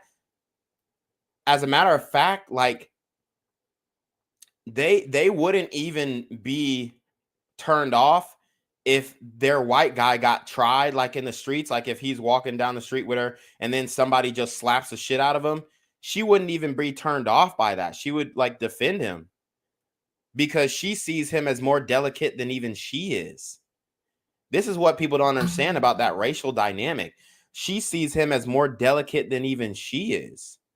So she doesn't care if he's like a bitch ass nigga, you know what I'm saying? Like if it was a black man and he got his ass slapped, he all types of bitch ass nigga, hoe ass nigga, fuck ass nigga, can't protect a black woman ass nigga. But if it's a white man and he gets his ass beat, you know, in the street or gets slapped in the street, it's fine because she sees him as more delicate than him. I've always said most black women can beat up most white guys. Unfortunately, I'm not saying this to shit on anybody. I'm just saying the masculinity, the strength, the fast twitch muscles, and just the ability, the sheer ability to fight for black women, whether they're growing up with brothers or just, you know, that physical genetic ability to fight outweighs the, you know, the skill in a sense of a lot of white guys. I'm not going to say all, but I'm going to say majority, because let's keep it a buck. Like most of the white dudes you see are pencil thin, and most of the black women you see are pretty thick, pretty hefty. So just by weight alone, they're in a different weight class. Russo says he can be bottom shelf. Yep. Filters are now makeup as well. Yep. Even with makeup, a 7 is being too kind. Yeah, I mean, I'm trying to be nice. I really am trying to be. I'm not trying to crucify this woman because I genuinely don't, you know, have any animosity towards her. But came across my timeline, I had to break it down. Shout out to Lucky Left. He says, what up, Gen Z? Divestors are taking huge L's, and I don't have any sympathy for them. They also wish the worst for black men while praising white men who don't want them long term. Yeah. Russo says, in essence, she is looking for handouts. Yeah. Lucky Lefty says, bro, you're on point. You already know what it is, man. CJ says, I can't stand people who make their announcements on social media. Bitch, just do it. We don't give a fuck. Right. White men call dating black women playing in the mud. Yeah. Yeah. And then they call white women who date black men mud sharks. So what you guys have to understand is that black men don't use these terms, right? We don't say, oh, a black woman's dating a white guy. Oh, he must be playing in the mud. We don't use these terms because then we're shitting on ourselves, right? You have racist white men, and I get them all over X, and, you know, I enjoy the back and forth. I enjoy the animosity. I enjoy going back with these fickle, insecure racists online. I love going back and forth. I love the debate. I love the arguments. I love the shit talk. I'm that guy. Like, I'm fueled by the controversy. I'm fueled by the back and forth. I'm fueled by, you know, the discord in general. So it doesn't bother me, but you will have these same white guys calling black men shit skin, and then you're going over here and dating these same guys and trying to justify it. And I'm not saying all white men are like this at all. I'm really not. But the men that they're trying to flex to us are. Okay, don't get it fucked up. Not all white men are like this on that racial shit. I'm telling you right now. Like, I would never say that all white men are on that shit. But the men that they're flexing to us are, right? The man that she's posting is probably a Twitter troll who's calling black men shit skin and monkeys and you know, subhuman online. That's just the facts. And, you know, I mean, look, freedom of speech, do what you got to do. Don't get mad when I clap back. Okay. But these dudes are soft as baby shit and would only say certain things behind a screen. This is what you have to understand. CJ says big facts. Russo says the crazy thing is how the Brad treats his mixed kid. He will a lot of the times be racist to his mixed kids. There are many stories. Yeah, I've actually heard that a lot from mixed girls. Actually, I hear this a lot from mixed girls that their dads are super racist. They don't want them dating black men. CJ says we still keep our authentic aura. White women, along with other races, love us. Right, exactly. Lucky, especially older white women. You know, a lot of older white women like have come to me, and I genuinely don't invite this at all. Like, I'm not the type of guy to say, hey, come to me because I'm the black guy who likes white women. I'm not that type of dude. Like, I don't present myself like that in person. But I do go to, you know, pretty upscale events. I have connections in high places. I know a lot of millionaires. I know a lot of investors. I talk to a lot of investors. I reach out to a lot of investors. I have, you know, a Rolodex of guys who are multimillionaire real estate guys, because I'm a real estate guy myself. Not a multimillionaire real estate guy, but I'm a real estate guy. Probably high 6-figure, close to 7-figure real estate guy. And I talk to these people. I have conversations with these people. I have interactions with these people. I go to the Christmas parties at the real estate firm. I do all these things. I go to the high rises in Atlanta. You know, I go to the investment banking buildings and talk to investors on what their next move should be in real estate and what areas are good to invest in. I do all these things, right? And what I will tell you is a lot of, not all, but some of the older white women come to me presenting buyer's remorse. Oh my God, you're so handsome, you're so strong. You know, I wish when I was younger, I could have met a guy like you. Why couldn't they have done it? Because it was taboo. Because it was taboo. You know, a lot of these guys online are saying, oh, well, white women don't like black men. They would never go at you. It's like the lower percentile 1% white woman who isn't worth a damn and who we wouldn't want anyway. Meanwhile, have you seen these guys' wives? I mean, get real. Your wife is fat. Your wife is not cute. Your wife was never cute, but you still went with her. Okay. So they'll say this, but then, you know, on their Instagram or on their Facebook, you'll see their wife and you'll be like, God damn, is that one of the unwanted bitches that you said was going to us? Because she went to you, buddy. But you know, a lot of these older white women, real life, will have buyer's remorse, and they regret not being able to get with a black man in their youth because of taboo, because of the societal backlash. And some were strong enough to do it, but there are a lot of older white women who say, yeah, man, I wish I could have got with a black guy, but now I'm stuck with this bloke. Not saying that, you know, I'm not saying getting with any type of race of man is a bad thing. But some of them have buyer's remorse because of the way that they were treated by their men. And this is what y'all also don't understand. Like, they're just assuming. He said, hold up, I know you from a wholesaling group, real estate. Yeah, shout out to Billionaire Aura. Yeah. But you know, a lot of these people will have buyer's remorse, and they will come to me and be like, oh man, I wish I could have got with a strong buck like you back in the day. I mean, I'm not saying they say strong buck, right? But I'm just trying to trigger people in the chat. But they will come to you and say, hey, you know, you're really handsome, and I wish that back in my day they made them like you, and wink wink. And then they'll go off to their old, you know, hubbies and the guy who can't really get it up for them, and he's been doing them dirty for years. So that's just kind of how the cycle goes. Russo says, we already know target practices. Yeah. Yeah. That picture looks cringe as fuck. It really is. It's so cringe. Licking a chain is wild. Yeah, it's absolutely disgusting. Metal tastes gross. Russo also says, you know, it's pretty funny. There is this one Brad worshiping Olympian. She married an amputee Brad because of her hatred of black men. Oh, yeah, I know Tyra. Y'all talking about Tyra. Here's the thing. I know Tyra personally. I'm not gonna talk shit about Tyra because she went to my college. She was an athlete. I was an athlete. I really like Tyra. She's really a good girl. I don't know if we're talking about the same person. I think you're talking about Tyra. I think her name's Tyra, right? Let me see.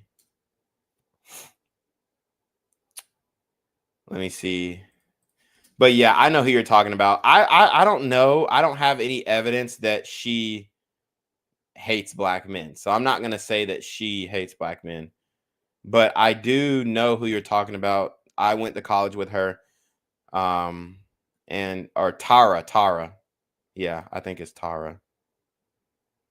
Yeah, let me make sure this is who you're talking about. I don't think she hates black men. I really don't. Are you talking about Tara Davis? Because she's actually a good girl. Like she's a nice young lady. Are you talking about Tara here? And yeah, her husband is an amputee. Here's the thing. She actually likes this guy. Like they're actually in love type shit. So I think this is who you're talking about.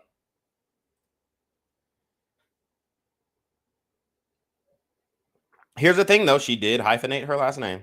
You know, just saying. She did hyphenate the last name. So we all know about the hyphenation of the last name. But yeah, she is dating an amputee. Is this who you're talking about, Tara? Like I know her personally. I'm not gonna talk shit about her. I believe she genuinely likes this guy. I don't have any evidence that she hates black men, but her husband is an amputee.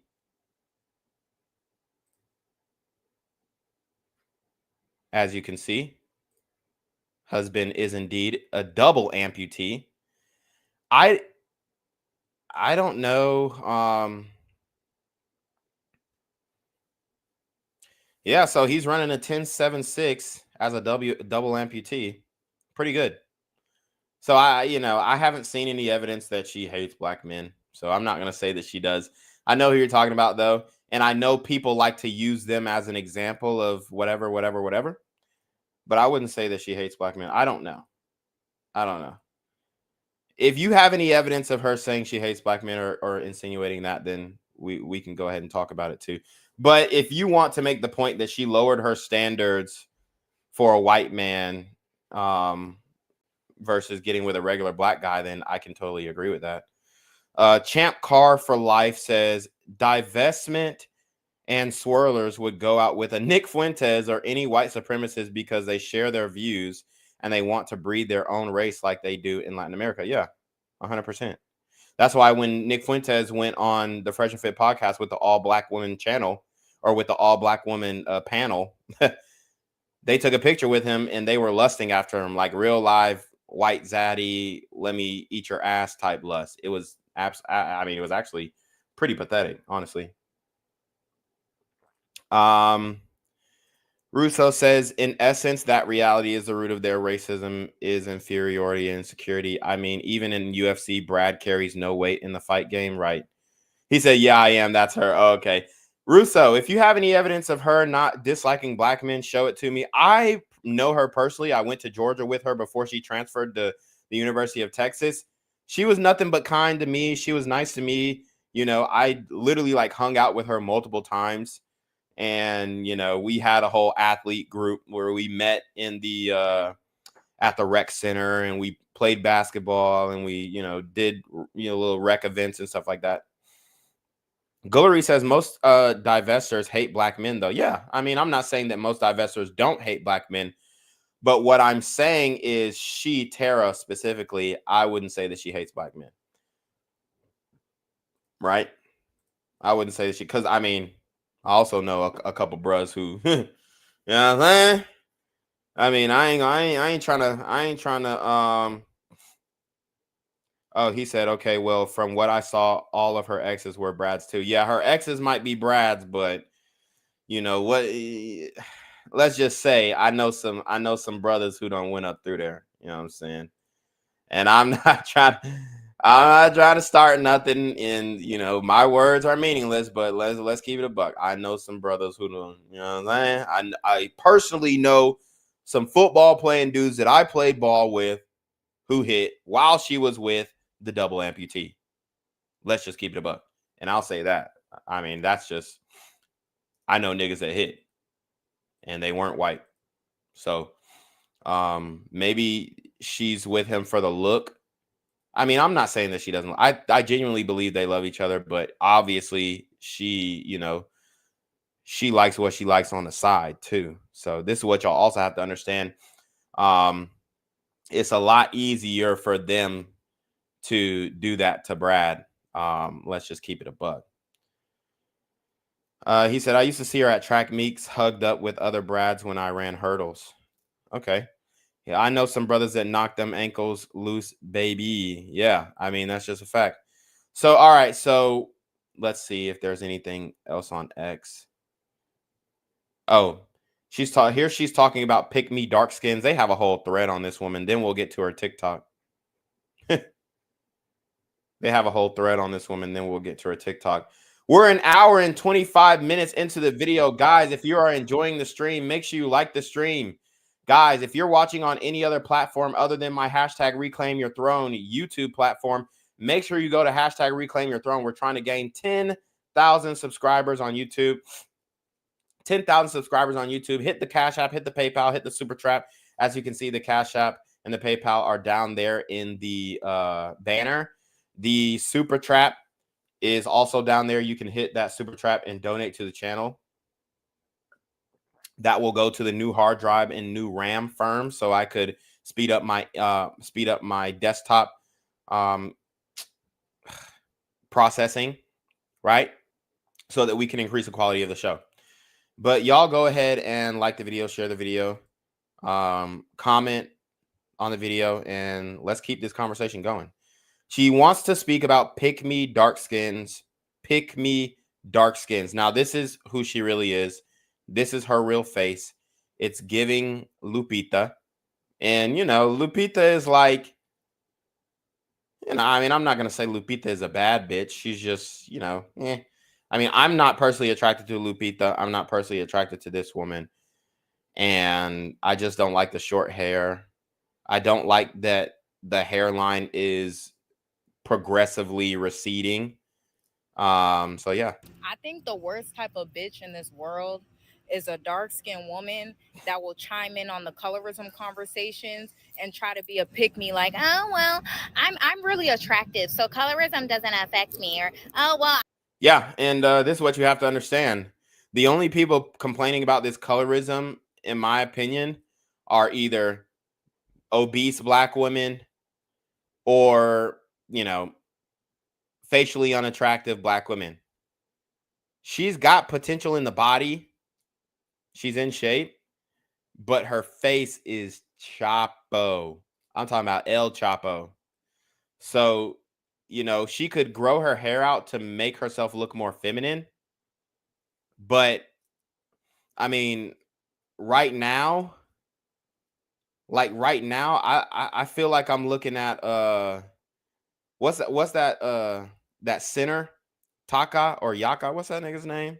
That tall nigga, Tata, the center in the NBA. What's that nigga's name? I forgot his name. I don't remember his name, but y'all know that tall, dark-skinned nigga who's people compare him to Wemby. I forgot his name. Damn. That joke would have landed way more crazy if I remembered that nigga's name. Let me see. Wemby comparison. Oh, we got somebody who's trying to join the show. Okay. I'm sorry, I can't let you join the stream right now on TikTok. But if you want to join the stream, you can join the stream on YouTube. So go to the YouTube hashtag Reclaim Your Throne, and you can join the stream. On TikTok, the audio is not going to be there on YouTube, so it's not going to be good. But I can bring the audio on TikTok from YouTube. So I got to find this guy's name. Who is it? Tata? Y'all help me out. Y'all know who the hell I'm talking about.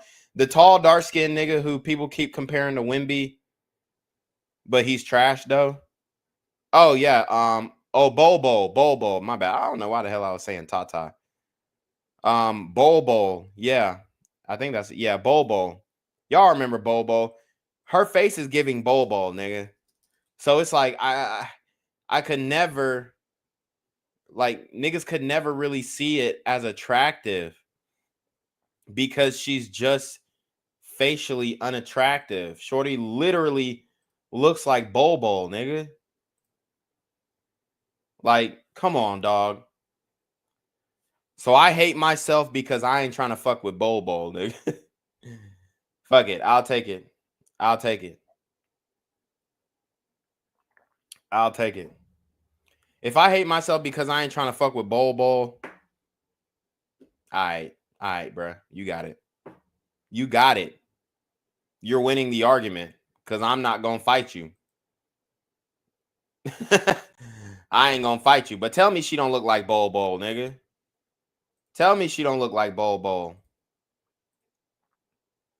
Tell me she don't, and I'm a reassure you that she does.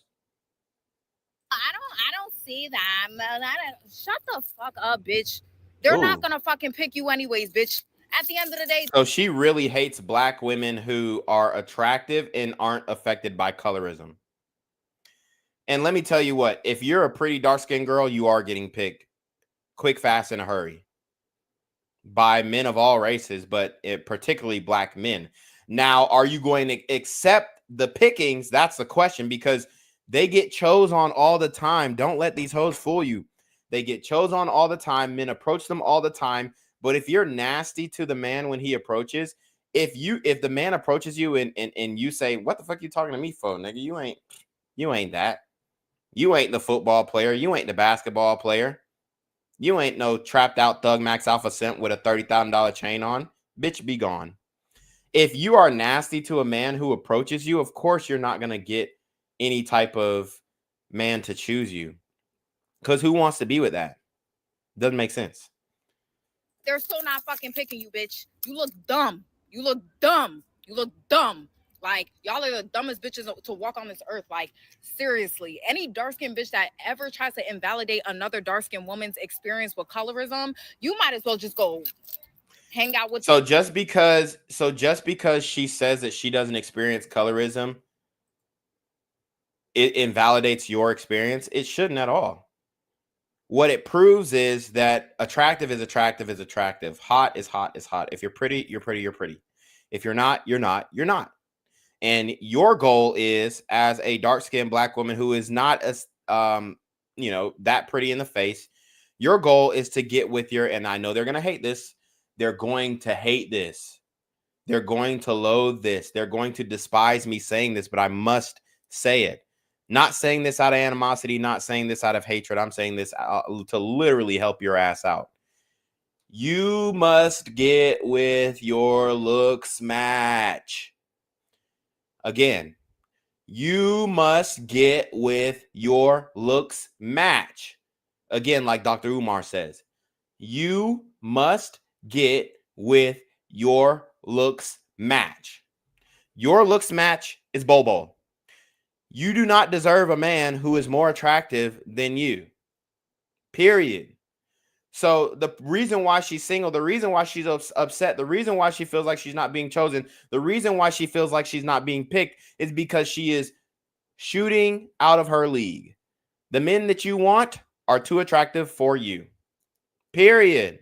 The raccoons, because bitch, you way worse than the black men that are self-hating at that point. You really need to go sit your ass down.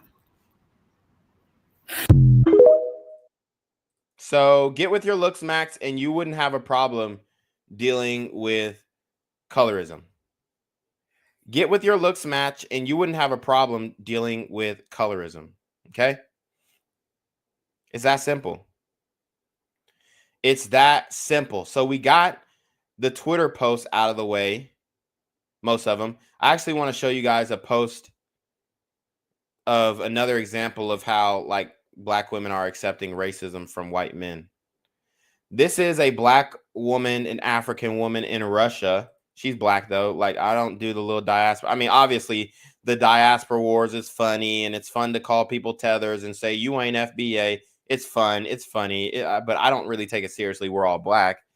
But at the same time, you have this African woman who is with this Russian white man. And I mean, he's obviously making very racially insensitive jokes, and she's accepting it and loves him for it. Watch. So he first gifts her a bouquet of bananas. And if you're on TikTok and you want to see this, you must go to the YouTube hashtag Reclaim Your Throne. And I posted this on Twitter and it went super viral. He first in a public restaurant with a whole bunch of white Russians. He publicly gifts her a bouquet of bananas.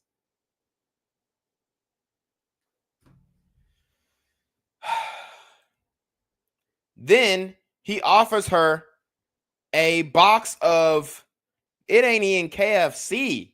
It's an off-brand labeled fried chicken company in Russia. It's not even KFC.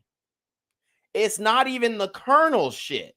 It's not the Colonel's recipe, but he's offering her an off-brand bucket of fried chicken. Then he offers her a basketball, making fun of, black men's incredible ability to hoop, play basketball, put ball in net. These are the same men online calling black men basketball Americans, which here's the thing. I don't care about jokes. I'm not offended by jokes. Jokes, fine, all this kind of stuff. Once it comes to the disrespect, that's when we have a problem. And we understand that none of these white men would ever say any of this to our faces. So we just have to kind of deal with it online. And then you see the backlash in real life, in the real world, and they're playing victim, right? They're playing, oh, well, this is what black men do. They just are violent and they have no impulse control. So that, and now, as you can see, she's not actually offended. They're taking these stills, making it seem like she's actually offended. But she loves him.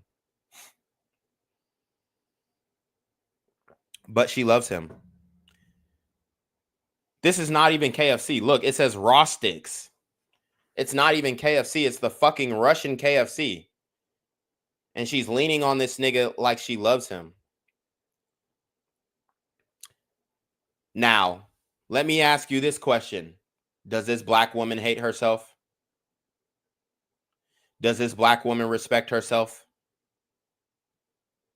You be the judge. And it gets worse too. It actually gets worse. Because now he's making a mockery of slavery. Now he's making a mockery of slavery by gifting her a bouquet of cotton. Unpicked cotton too, with the seeds in it. Unpicked cotton too, with the seeds in it. And she accepted this. And she's still dating him. And she's still in love with him. Now, if a black man were to do this with a white woman and he let her do all this shit to him, you hate yourself, you're a coon, da-da-da-da-da-da-da-da-da-da. Y'all already know. I don't even have to repeat the things that they would say about a black man who was in the same situation. But more and more, it's more likely that a white man is able to disrespect his black woman than it is for a white woman to disrespect her black man. Period. Again, it's more likely for a white man to disrespect his black woman than it is for a white woman to disrespect her black man. Because, again, because of the male and female power dynamic. No woman, if she loves her man, is going to disrespect him or say anything that's racially insensitive that, like, obviously a joke is a joke. Like, you can obviously joke with your partner in an interracial relationship and you can acknowledge some stereotypes about different races of people and all this kind of stuff. But they would never go to this length to humiliate their partners that in this way, right? Like we're seeing with the humiliation rituals going on between interracial relationships between white men and black women. There's a whole corn site related to this, which is called Ghetto Gaggers, right? And there's a corn site dedicated to black men smashing white women called Blacked. And if you look at Ghetto Gaggers and then you look at Blacked, you don't see black men getting disrespected on Black. Right. You see black men running through, plowing down white women. But on Blacked, these black women are getting called all types of N-words, all types of she-boons, all types of, they're completely being disrespected. Okay? Completely being disrespected. So let's get into it. Let's get into it. We have to get into her TikTok. But I think I might have a few more saved posts on X that I want to share. Oh yeah. There's like a girl from 2022 who was trying to like flex her white man or something. I'm not saying that these relationships can't be successful. As a matter of fact, I pray that they are for their sake. But she says, when I go out with my white boyfriend and black men start hating in the club, stop the cap. Stop the lies. Now, this is pure projection. Black men, like, we don't give a fuck. As a matter of fact, black men actually hype up white men who date black women. That's just a fact. Black men will say, oh, yeah, that nigga invited to the cookout. Right? When Travis Kelce was dating Kelsey, they were like, oh, yeah, he invited to the cookout. Now he switched up his whole brand and he's like white boy, country, bumpkin branding now. Oh, yeah, he got swag. He really black. He really one of us. Oh, yeah, he got a fade now? Yeah, he really one of us. Come on. I mean, meanwhile, they literally are viewing you as a whore, like, for the night. But black men don't care. Black men genuinely do not care about these relationships.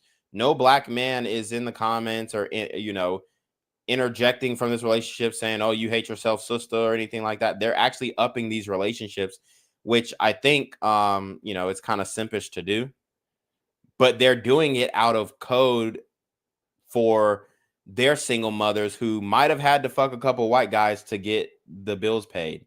Might have had to fuck a couple white guys to, get some bread to feed the children. So they don't have a problem with these relationship dynamics because they're used to seeing their mothers who are single mothers date, the single mother raised brothers, and I got love for you brothers, but they're the ones who are in the comments bigging these relationships are either single mother raised brothers or homosexuals. And that's just a fact, but there aren't black men in the comments hating. We might be calling out the hypocrisy saying, yo, if this was a black man, then, we know the comment section will be way different. But other than that, we're not really speaking on it. Only voices like I am speaking on it. And I'm not even I'm not shitting on it or admonishing it at all. Like, I love to see people in love. Like, I support people being in love. I know this is not love. I know this is like not love. And they love projecting their bullshit onto us because they think that we are being fetishized when they're the ones who are actually being fetishized. Like, the white women that we black men end up getting with, obviously it's on the man's terms as to how long the relationship lasts, but they want to be with us forever. Like, it's not like, the white dude gets with a black girl for one night and just to check it off the list to say, oh yeah, I was with a black guy. It's not like that. Like, the white women who get with the black men, like, they actually want to be with us for the long term. Like, they actually want to fuck with us for real. And it's up to the black man if he wants to keep the relationship or not, because we know that women are the gatekeepers of sex and men are the gatekeepers to relationships. But she believes that black men are hating on her in the club because she's with a white man in a section. This is the delusion from them. Okay. Now, there's another example that I wanted to show you guys. Let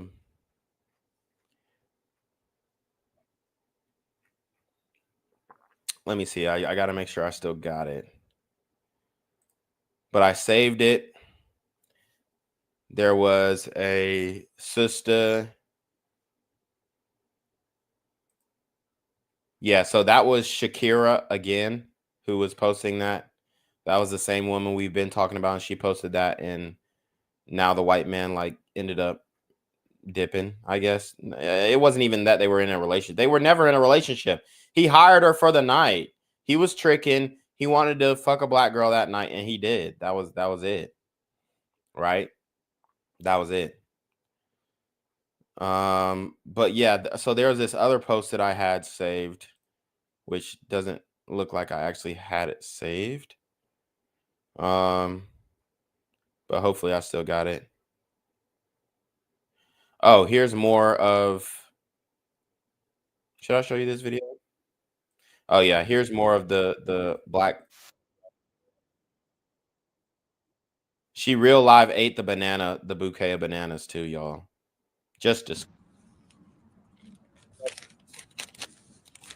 She real live ate the bouquet of bananas. I mean, this is literally a humiliation ritual.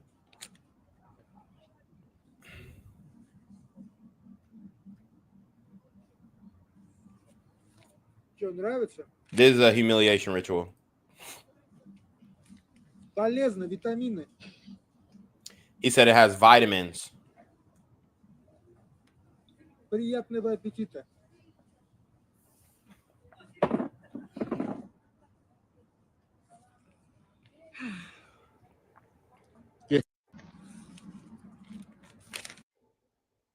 Boom. So there you have him. There you have it. All right. So this is the last X post that I'm going to show you guys. And then we'll get into the meat and potatoes. TikTok. I know we've already been live for over an hour and a half, but we're going to go for a little more. All right. So this is a relationship from another failed swirler. And she's in a relationship with this white man, and he lunges at her. He lunges at her and tries to, and they love to say black men are abusive. I mean, at some point, you just have to realize maybe y'all are bringing the abuse out of these men because, right? Like maybe they're actually bringing the abusive side out of these men because y'all always getting y'all ass beat by some dude, right? Always getting your ass beat by some man. Always talking about this man put his hands on you. Maybe you're bringing that out of him. But as you can see, interracial relationship, white male, black female. She says, let's hear it for the man of the year. This was when they first got married. Let's hear it. Turning off the music. And then this is now. He's lunging at her, trying to kick her ass. And it looks like he's trying to grab a phone and then choke her, maybe. Why does he have his tongue out like he Michael Jordan? But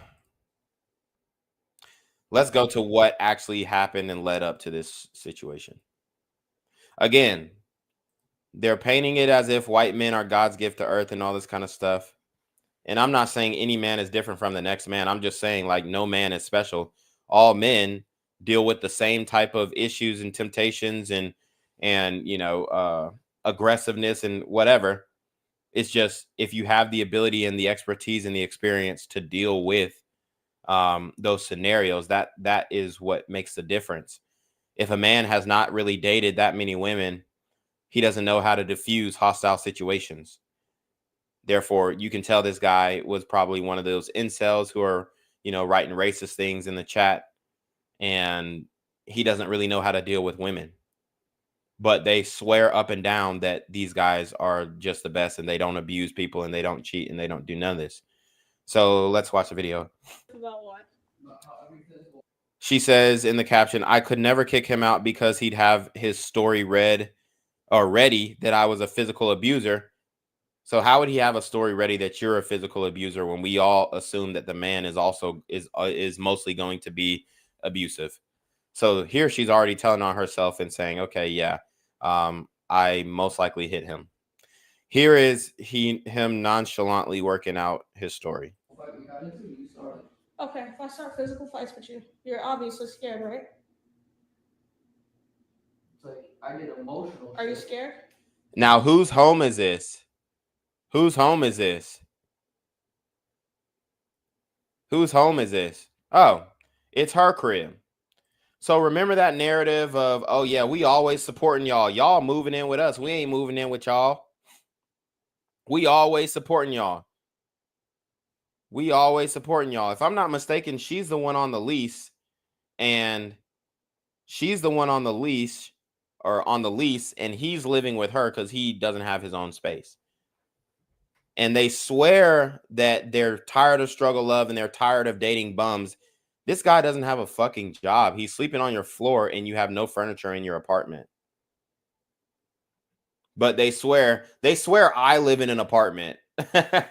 They love getting in my comments. That little rinky dink tacky ass apartment. You can't even put up LED lights. And I won't lie. I kind of half-ass putting up these red lights. It's a temporary fix for a temporary studio, but I actually live in a house, like a home, like a 1,700 square foot home that I bought myself, that I renovated myself and customized to my liking. So this is just like a recording studio. This is one of my rooms. This is a recording studio where I do all my content. But they swear that we're broke. They swear we ain't got nothing. Dude, do you know how many black men who have been, like, a lot of times black men are broke because they dealing with an unruly woman who got them arrested or some shit, right? Do you know how many times I've met black men who like excel once they get divorced? I'm talking about just skyrocket. I met this one brother. He was 50 years old. He got divorced 8 years ago. Now he's dating white women. He was married to a black woman. He got divorced. And now, and before then, he was struggling. You know what I'm saying? They couldn't get along, all this stuff. Once he divorced her in his 40s, he said he grinded for 3 years, only 3 years. He opened up his own detail shop, his own paint shop, his own mechanic shop, and he owns like prime real estate in a downtown city that I won't mention, but it's a $500,000 property, and all it is a garage. And he just like, it's a commercial lot. He details and stuff out of there. It's like half an acre, 500,000. He lives like 1 minute down the road. He lives basically downtown in a full, single family home. And,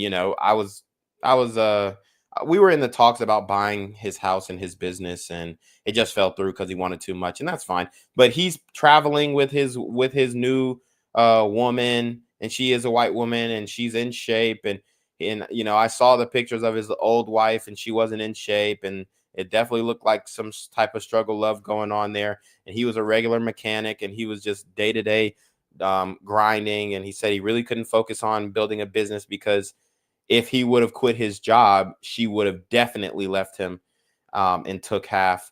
But what happened is she ended up just taking half, even when he was still working hard every single day. She took half, left him decimated. He came back, built a business in 3 years, bought a $500,000 half acre lot for way less than $500,000. And he has a home like in the same city downtown, and he's doing great now. And he's dating interracially, and he's going to Thailand, and he's going to China, and he's taking his new girl to see the world. And he's in his 50s, and he's doing great. So the narratives of, oh, black men broke, black men ain't this, black men ain't that. For one, black men still out earn black women. So if black men are broke, black women are definitely broke, because black women are the number one evicted demographic. I mean, I literally just had to do an eviction in an apartment complex the other day, and I posted this on my YouTube post, and I'm gonna go to my YouTube channel to show you this post that I posted on this eviction that I did. And it was a single mother. It was a single mother. And, I don't like, I don't like talking about evicting women with children. Obviously, it's not something that I would love to do, but, business is business. But like going through the eviction in her house,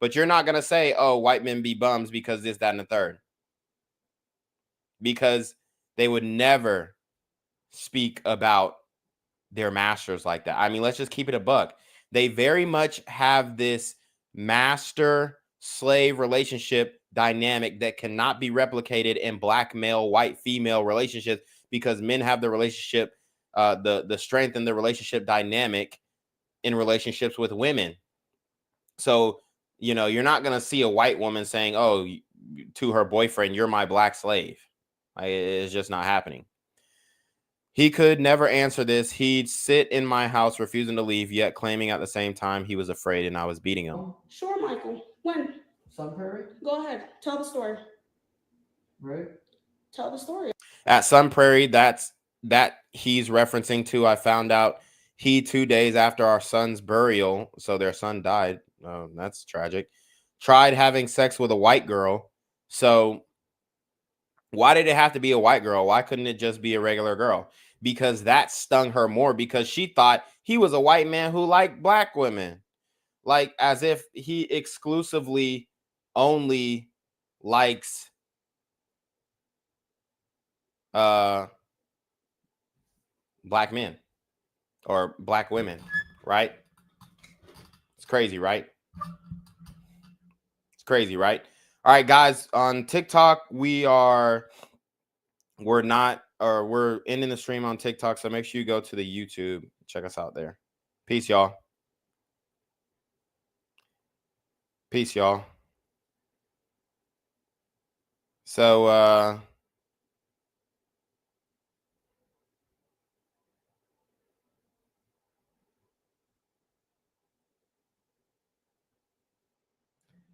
so there you have it.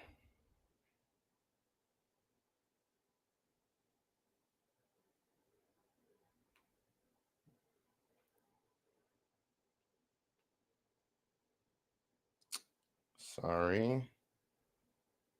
Give me 1 second.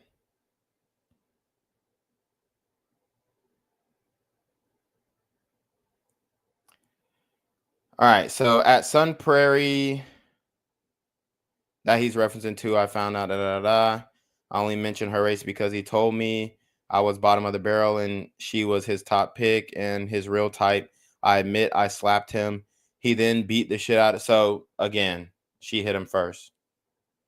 Like, how did I call it, bruh? How did I call it? She hit him first. I mean, it's just that simple, bruh. It's just that simple. Right? She hit the man first. That's messed up. That's messed up.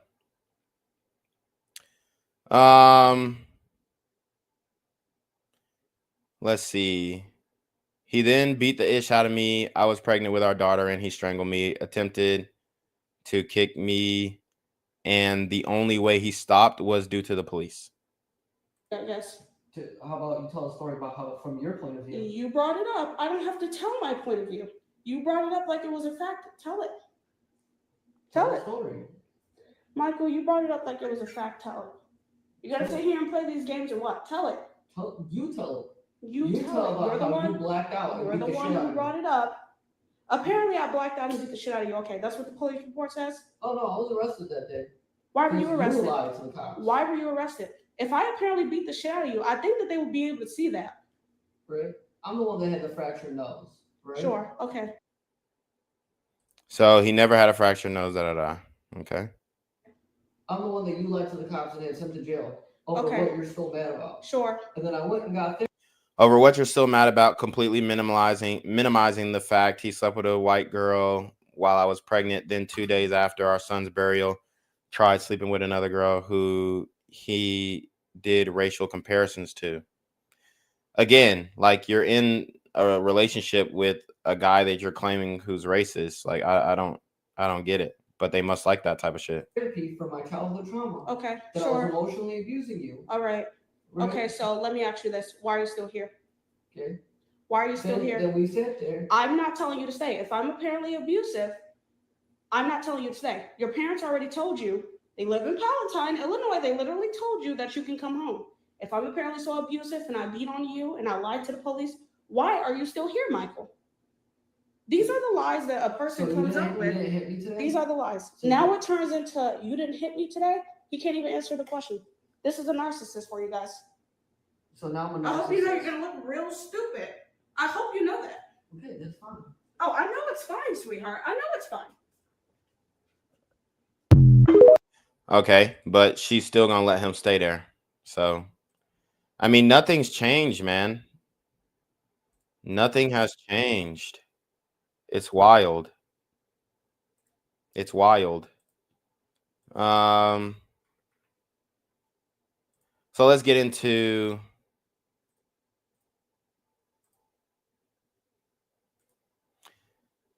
all right, let's see. Let me find the post that started it all, and then we'll kind of go chronologically through this, and then we'll wrap this thing up. Rage comes from the colorism. Why do people like Chris Brown? I don't know. It's just me, but Pat my fro. Okay. All right. So she's talking about black men only like dark-skinned women who look like Barbie dolls, which is like, I mean, I don't know. Let's listen up. Crazy how you guys are proving my point in that video. But it's funny how everyone keeps saying that the reason why I go through what I go through in the Black community and why I experience colorism and texturism and featureism to such a high degree is because apparently I'm not conventionally attractive. And I'm telling you guys right now, you're only saying that because I made that video with my 4C hair completely natural, no makeup or nothing. But one thing about it, Shakira Mariame is very conventionally attractive and very much the beauty standard. We're not going to do that over here, honey. Like, I'm sorry, who the fuck is not conventionally attractive over here? Because I don't know who the fuck I mean, look at all the makeup though. Like you're saying who's not conventionally attractive, and you change the whole way you look. That's the problem. Like, you're not conventionally attractive because you had to put on so much makeup. And somebody said you literally look like a rich wife. Wow. And everybody's gassing her up, saying she's so beautiful and all this kind of stuff. Without makeup, you're a dud. y'all talking about, but it's not me, bitch. It definitely ain't me, bitch. Because again, I'm trying to figure out who the posting the like this doesn't prove anything. This is Photoshop, edited up. Why don't women understand that, like, you posting a Photoshop picture of yourself from Instagram where it's showing you in your best light doesn't make you attractive? the hell y'all talking about? Who is not conventionally attractive? Like, I'm still trying to figure it out. Like, who the fuck is who not what? Like, I'm genuinely trying to understand who She's really trying to prove this. Like, honey, none of this is you. Not conventionally attractive. Like, I don't know who y'all was talking about, but it wasn't me. Anybody that's not brain. Like, damn, that's a stark contrast from what she was showing to what she actually is. Come on. Wash could look at me in my natural state and already know that I'm conventionally attractive and I'm the beauty standard. But a lot of you bitches are she's the beauty standard is fucking nuts. So brainwashed that you only deem dark-skinned women as conventionally attractive when we look like Barbie dolls. So I'm telling you, if I filmed that video originally with a wig and a full face of makeup, them comments are on, oh, well, you go through them because you're not conventionally attractive. Oh, them comments would not be there. And y'all got to understand that colorism, it doesn't just happen to ugly bitches. I don't know why y'all think that's a thing. You can experience colorism, texturism, and featureism and be the most beautiful dark-skinned woman in the world. It don't matter, bitch. The same way how you could be the most beautiful Black girl in the world and still go through racism. Beyonce, for example, you think she's exempt from racism because she's one of the most beautiful Black women in the world? No, it's not like that. It doesn't work like that, guys. Please. Bro, y'all realize that you're talking about racism, but the racism is coming from the same men that you're saying that you want to go chase after. It's not coming from the women. That's the funny part, bro. Use your brains and open them up, okay? It's crazy how you guys are proving my point in that video, But it's funny how everyone keeps saying that the reason why I go through what I go through in the Black community and why I experience colorism and texturism and featureism to such a high degree is because apparently I'm not conventionally attractive. And I'm telling you guys right now, you're only saying that because I made that video with my 4C hair completely natural, no makeup or nothing. But one thing about it, Shakira Mariame is very conventionally attractive and very much the beauty standard. We're not going to do that over here, honey. Like, I'm sorry. Who the fuck is not?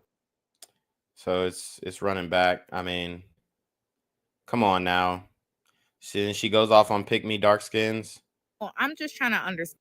Somebody said all the pictures you showed were of you with wigs, weave, pounds of makeup, and editing. Yep. Not saying you're not pretty, but I don't know about the standard. Yeah, you're not. I mean, she's not pretty, and she's not the beauty standard. I mean, it's just, look, man. And it's not like she has to prove it to any of us. Like, she really doesn't. But you can tell it's striking a nerve. Like, it really makes her insecure. When people say she's not pretty. And here's the thing. Yeah, like, I understand as a woman, you want to be pretty because that's your whole thing, like as women. But some of the things that you're doing, whether it be behavioral wise and then style wise, like as far as your hair, like the way you're styling your hair, it makes you less attractive. Are people not getting Botox? And, the face and teeth are kind of chopped. I'm not going to lie. Like, it is what it is. So that they can have like a thin face with high cheekbones? Like, is that not $1 million industry? Are people not like self-tanning like all year round just so they can have some color to their skin? Like, is that not a $1 million industry as well? I'm sorry. Are people not getting lip injections? I mean, I'm just trying to understand. Is that not $1 million industry? Nose jobs. I mean, are girls like not going to get nose jobs anymore? Did that just like fall off the face of the earth? No, it didn't. All of those things I named are $1 million industries that a lot of women that don't naturally have that, meaning non-Black women, go get that to try to look like me. So don't ever confuse it, bitch. Black women and dark-skinned women have always been the standard. Don't let the media and this whitewashed ass world fool you, babe. Don't get it confused, love. So I'm just trying to understand. Are people not getting Botox so that... So, I mean, looks like she's really replying to the messages here. You just don't have comprehension skills. No. Somebody says, the one complaining is literally the pick me. I think you have it backwards. Crying over the validation of a man is top tier pick me behavior. My mother was a bleacher, and you'll never convince me. Boom. Nobody said that I thought I was ugly because I was dark skinned. Nobody was crying over the validation of men. I mentioned light-skinned women and dark-skinned women in the video. I was crying because I feel like the Black community doesn't stand for issues that we should be standing for. It don't got shit to do with how pretty I am. I don't know how you equated that to that, but I think that shows you're the pick-me. Because how did you get that from what I said? Being this upset right before you go to bed cannot be good for your blood pressure. It had nothing to do with any of that shit. I'm talking about the fact that, like, we don't stand for real issues. Pedophilia, like, homophobia, not just everything. Like, the fuck, bitch? Ugh. I don't know what the hell she's talking about. I don't know any Black people who are supporting pedophilia. All right. And here's the last one we're going to break down before we get up out of here. Oh, my God. Please stop reducing the colorist experience to just being desirable. I'm so... Okay, so she says, yep, I'm in my 30s, so I accept colorism exists and don't cry about it. How is that helping young dark women? What's the point of complaining about stuff that won't change? I don't care who dislikes dark women. I'm sick of this. Every single time I talk about colorism, you guys always want to make it seem like, oh, like you're looking for validation. Stop caring about whether they like you because you're dark skinned. Colorism is not just about being desired. I could give two shits about that part. That's not what I'm talking about. Dark-skinned women are dead ass put in danger every fucking day. Like literally every fucking day. There is a target on our back just because people have biases. Okay? And no one in the community defends us. That's what I'm talking about. Okay? You could be in a situation with a room full of black people and a dark-skinned person could be getting attacked heavily. And all of those black people will either stay silent knowing that it's wrong, but they won't actually do anything, or they'll just join in on the fun. That's what I'm talking about. That is what we need to fix here. I'm not talking about desirability. Like, stop reducing it to that. Colorism is not just about that. God damn. Oh. So there you have it. She's saying, oh, colorism, reduce colorism to this and to that. I mean, look, she doing the most, man. At the end of the day, your own insecurities are showing by the way you're clapping back on social media, crying on social media about colorism.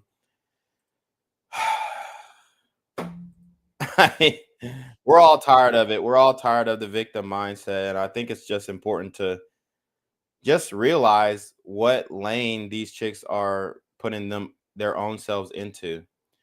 But you already know what it is, man. It's your boy Reclaim Your Throne. Make sure you like, comment, share, subscribe. Send relationship questions to the email down below with a screenshot of your CashApp so no opinion on ties, man. Y'all already depend on your motherfucking name with the BS. You already know. Reclaim Your Throne.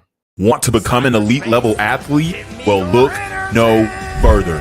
The Reclaim Your Throne Elite D1 training course is all you need to take your performance from subpar to the creme de la creme of athletes all around the world. The purpose of this course is to give you a comprehensive weight training, speed, flexibility, recovery, and endurance program that is meant to prepare young athletes for collegiate and professional sports. This course is packed with over 2 hours of creative, action-packed lifts narrated and coached by yours truly to assure increased strength, speed, flexibility, recovery, and endurance. Hey, I get it. Training alone can be tough and can even make you feel misguided or somewhat unmotivated. But with this course, I walk you step by step through each and every lift to make sure you're using the proper form to prevent injuries and that you're hitting the correct muscle groups to render maximum results. So what are you waiting for? It's now or never. So go ahead and get the training course today so you too can reclaim your throne.